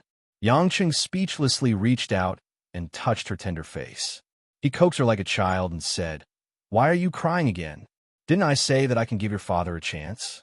I can't just let your father kill me, but not let me kill him. I also have a wife and children to support." Woo-woo. Luo Xiaoxiao suddenly cried and hugged Yang Cheng's neck tightly. She kissed Yang Cheng's face twice. She was snoring. It was unknown whether it was saliva or tears, but it stained Yang Cheng's face. I know. I'm too happy. Yang Cheng, you really like me. I can feel your love for me. Yang Cheng's face was embarrassed. He awkwardly pulled her away a little. He didn't know whether to laugh or cry. Oh my God. These are two different things, I know. You are also a shy man. This is what I like about you. Although you are quite perverted, your heart is actually very conservative. You can't trust a man who easily says he loves you. Luo Xiaoxiao laughed and cried at the same time. She even used her hand to wipe the tears off her face. Looking at the girl's happy and naive appearance, he wondered if it was the same person who had used those words to move his determination just now. Yang Qing shook his head and sighed. Maybe I really like you. I can talk so much with a silly girl like you. Where did you learn all this from? Who would have thought that Luo Xiaoxiao would be excited when she heard this? As expected. Tell me quickly, when did you start to like me? Yang Cheng's face slightly twitched. Why is this girl's understanding and thinking different from ordinary people? Luo Xiaoxiao anxiously asked. Then do you know when I started to like you? I don't want to know. Yang Cheng rolled his eyes. He finally understood why his wife couldn't help but roll her eyes when he talked to Lin Ruoxi. Why? Luo Xiaoxiao pouted angrily. Yang Cheng smiled. I just don't want to know. Luo Xiaoxiao's little mouth pouted even more. Her face puffed up like a white and tender little bun. All right. Is this that important? I just want you to relax a little and believe that I can take you out. Yang Cheng poked the girl's face. Luo Xiaoxiao's pretty face was instantly dyed with a touch of rouge. She lowered her head in embarrassment and smiled sweetly. Seeing this extremely fast change in expression, Yang Cheng couldn't help but say, Miss Luo, I want to ask you a question. Huh? Luo Xiaoxiao raised her eyes curiously. Yang Cheng asked with a mischievous smile, Have you always been this cute since you were young? As soon as he finished asking, Yang Cheng thought to himself that something was wrong. Sure enough, Luo Xiaoxiao's pair of beautiful eyes that could speak seemed to be filled with a layer of mist. Her dimples were completely pink as she bashfully punched Yang Cheng's chest. Annoying. How can you confess in such an unromantic place? Chapter 1601. Ugh. You misunderstood me. I was just saying. Yang Cheng quickly wanted to explain, but Luo Xiaoxiao punched him in the chest again. All right. I know you're shy and worried that I won't agree, right? Actually, I said that I like you before. You don't have to be afraid that I'll reject you. Although this place isn't very good, but I'll agree to it for the time being. In the future, choose a romantic place to confess to me. But in the future, this doesn't mean that I'll follow you in everything. It still depends on your performance in the future. Luo Xiaoxiao said a lot of things to herself, leaning on Yang Cheng's chest like a little bird, as if she was already set in stone. Yang Cheng wanted to explain, but after thinking about it, explaining that he didn't say that he liked her at all, that's not right. It doesn't seem to be a good time to explain it to her. After thinking about it, Yang Cheng could only sigh. For the time being, he would have a lot of time to explain it to her after he got out. However, Luo Xiaoxiao's jumping thoughts had already made Yang Cheng a little unable to handle it. In the end, Yang Cheng remembered the dear jade pendant in his hand and stuffed it back to Luo Xiaoxiao, saying, Take this jade pendant yourself. You won't be unable to get out. I have confidence that I can take you out. However, Luo Xiaoxiao shook her head and refused. Just treat it as a token of love from me. Token of love? Yang Cheng was bitter and wanted to cry, but had no tears. However, he suddenly thought of something. Wait, jade pendant? This? Yang Cheng thought for a moment and asked, Miss Luo, have you ever seen a jade pendant made of Kunlun jade with a pear blossom on it? Luo Xiaoxiao was startled, blinked, and asked, You mean my father's pear blossom jade pendant? Your father's? Many thoughts suddenly flashed through Yang Cheng's mind. Are you sure your father has one? Of course, it was left by my mother, Luo Xiaoxiao said. I've seen it a few times, but it was always held by my father. However, there will be more than one piece of Kunlun jade with a pear blossom carved on it. I don't know if you're talking about my father's piece. Yang Chung was silent. He didn't think that there was such a coincidence in the world. He put all the previous clues together. He had coveted his endless resolve restoration scripture, the Tang family fortress, the Luo family's vassal family, the fictional Wang Sheng, the real Wang Shu, the Kunlun jade pear blossom jade pendant, and the jade pendant with a small deer carved on it. Luo Xiaoxiao's nickname was Lulu. Yangshin could not help but smile bitterly. This Luo Qinxiu really knew how to beat around the bush. It seemed that Tang Lui was most likely Luo Xiaoxiao's birth mother. As for that Wang Mian, he was merely acting under Luo Qinxiu's orders, using Tang Lui's relationship with him and Kai Ning to deceive Tang Lui into using the pseudonym Wang Shu for his daughter. The Wang Sheng of that year was actually Luo Qinxiu himself, a pseudonym he used in the secular world, just like Sorrowful's Mo Zheng, except that Luo Qinxiu was even more nonsensical. As for that Wang Shu of the Wang family, it was obvious that she had put on an act, waiting for an opportunity to slip back into the illusion. However, because her name was indeed Wang Shu, when he called her name, he was very calm, and there was no flaw in his act. Luo Qinxiu's nickname for Luo Xiaoxiao was Lu. Could it be that, deep in his heart, he had always been obsessed with Tang Lui? Perhaps in the past, Yangcheng would not have believed that Luo Qinxiu would care about the relationship between a man and a woman. But now, after listening to Luo Xiaoxiao's story, it was possible. If that was really the case, Luo Qinxiu was not only Luo Xiaoxiao's birth father, he was also Tang Lui's lover. This relationship made Yangcheng feel that killing him was becoming more and more difficult. I'll see when the time comes. I'll test his attitude first. Yangcheng thought to himself. In this dark and unfathomable world, the two of them had their own thoughts as they continued to follow the black sphere. Because they had been stuck in this damn place for so long, Yangcheng had lost count of how many days they had been inside, but he was certain that it had been close to half a month. If not for the fact that the two of them did not need to eat or drink, they might have really starved to death in this place. After an unknown amount of time, just as Yangcheng was bored to death, he was using his divine sense to flip through the spellbooks he had obtained from the feudal lords. The black sphere in his hand suddenly gave off a strange sensation. Yangcheng's spirit jolted, and his heart leaped with joy. Damn it, it turns out that the black sphere was not sleepy at all. Is this the end? He could feel the black sphere gradually increasing its speed and strength, as if there was something in front of it that was calling out to it. Luo Xiaoxiao also realized that there was a change in the situation, and her pair of beautiful eyes widened with hope. After a long while, a small ray of light finally appeared in front of them. It was a faint dot, emitting a faint purple light.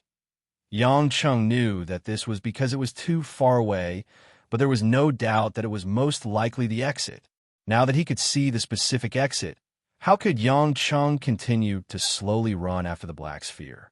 He hurriedly carried Luo Xiaoxiao and flew straight towards the dot. But unexpectedly, the closer they got, the more the scene in front of them shocked them to the core, leaving them in a daze. When they got closer, they discovered that this dot was actually a curtain of light that stretched as far as the eye could see. The faint purple radiance didn't allow the dark and sinister aura in the surroundings to approach, and it emitted a soft purple light. Yangcheng felt as if he was standing in front of a several thousand-meter tall mountain, as small as an ant. What is this? Is it the exit? Luo Xiaoxiao asked blankly. This scene was too shocking. Yangcheng frowned. I'm not sure, but this black sphere led us here, so it's most likely. It's just that this thing is blocking us, and there doesn't seem to be an entrance. Why don't we try to use magic to forcefully blast this curtain of light open? No, this thing is very strange. I can't feel any spiritual energy fluctuations. In order to prevent any accidents, we can't act recklessly. Yangcheng rejected. Just as Yangcheng was puzzled, he suddenly remembered that the black sphere was still struggling in his hand. It seemed that this black sphere hadn't flown to its destination yet. Yangcheng continued to follow the direction that the black sphere was leading and continued to move within the range of the curtain of light. This time, it didn't take long before he made a new discovery. He saw that in a position in the middle of the curtain of light, there was actually a black disk about the size of a wash basin, slowly rotating. This purple curtain of light was actually following the rotation of the disk, spreading out from its surroundings. In other words, such a small disk was actually the engine of this huge curtain of light. In such a vast world of darkness, a strange, huge curtain of light and a magical black disk in the center would probably scare an ordinary person half to death. The material of the disk was unexpectedly very similar to the black sphere in Yang Cheng's hand. Moreover, there were a large number of runes engraved on it that Yang Cheng couldn't understand at all. These runes were more similar to the lines on the Kunlun mirror and Pangu axe. Could it be that all of this was the masterpiece of the ancient immortals? Why did they create such a strange world? Yang Cheng was puzzled. He felt the black sphere struggling in his hand. After thinking for a while, he pulled the chaos cauldron closer to him and then decided to let go of his hand. The next scene made Yang Cheng and Luo Xiaoxiao hold their breaths and stare at it. This black sphere, after flying out of Yang Cheng's palm, flew toward the black disk. In the center of this black disk, there was a perfect hemispherical depression, which was just right for the black sphere to be embedded in. So this black sphere was originally in this thing. Could it be the key to open the door of this curtain of light? This black disk is the lock. Luo Xiaoxiao guessed. Yang Cheng thought so too, but at this moment, he was a little nervous, afraid that something would go wrong. When the black sphere was embedded in the black disk, the densely packed, small runes on the entire black disk, like countless light runes with life, began to emit a white light. The rotation of the black disk, with the appearance of the white light runes, continued to slow down. As it slowed down, the surrounding light curtain also continued to shrink. The light curtain began to shrink from the edge, and the evil Qi, like a wild horse, began to unscrupulously rush into the vast space passage behind the light curtain. The light curtain shrank faster and faster. After half a cup of tea's time, the entire light curtain had shrunk to only a dozen feet wide. It was like a purple circular door appearing in front of Yang Cheng and Luo Xiaoxiao. And this black disk, as if it had completed its task, quietly moved straight to the left side of the door and just stayed there.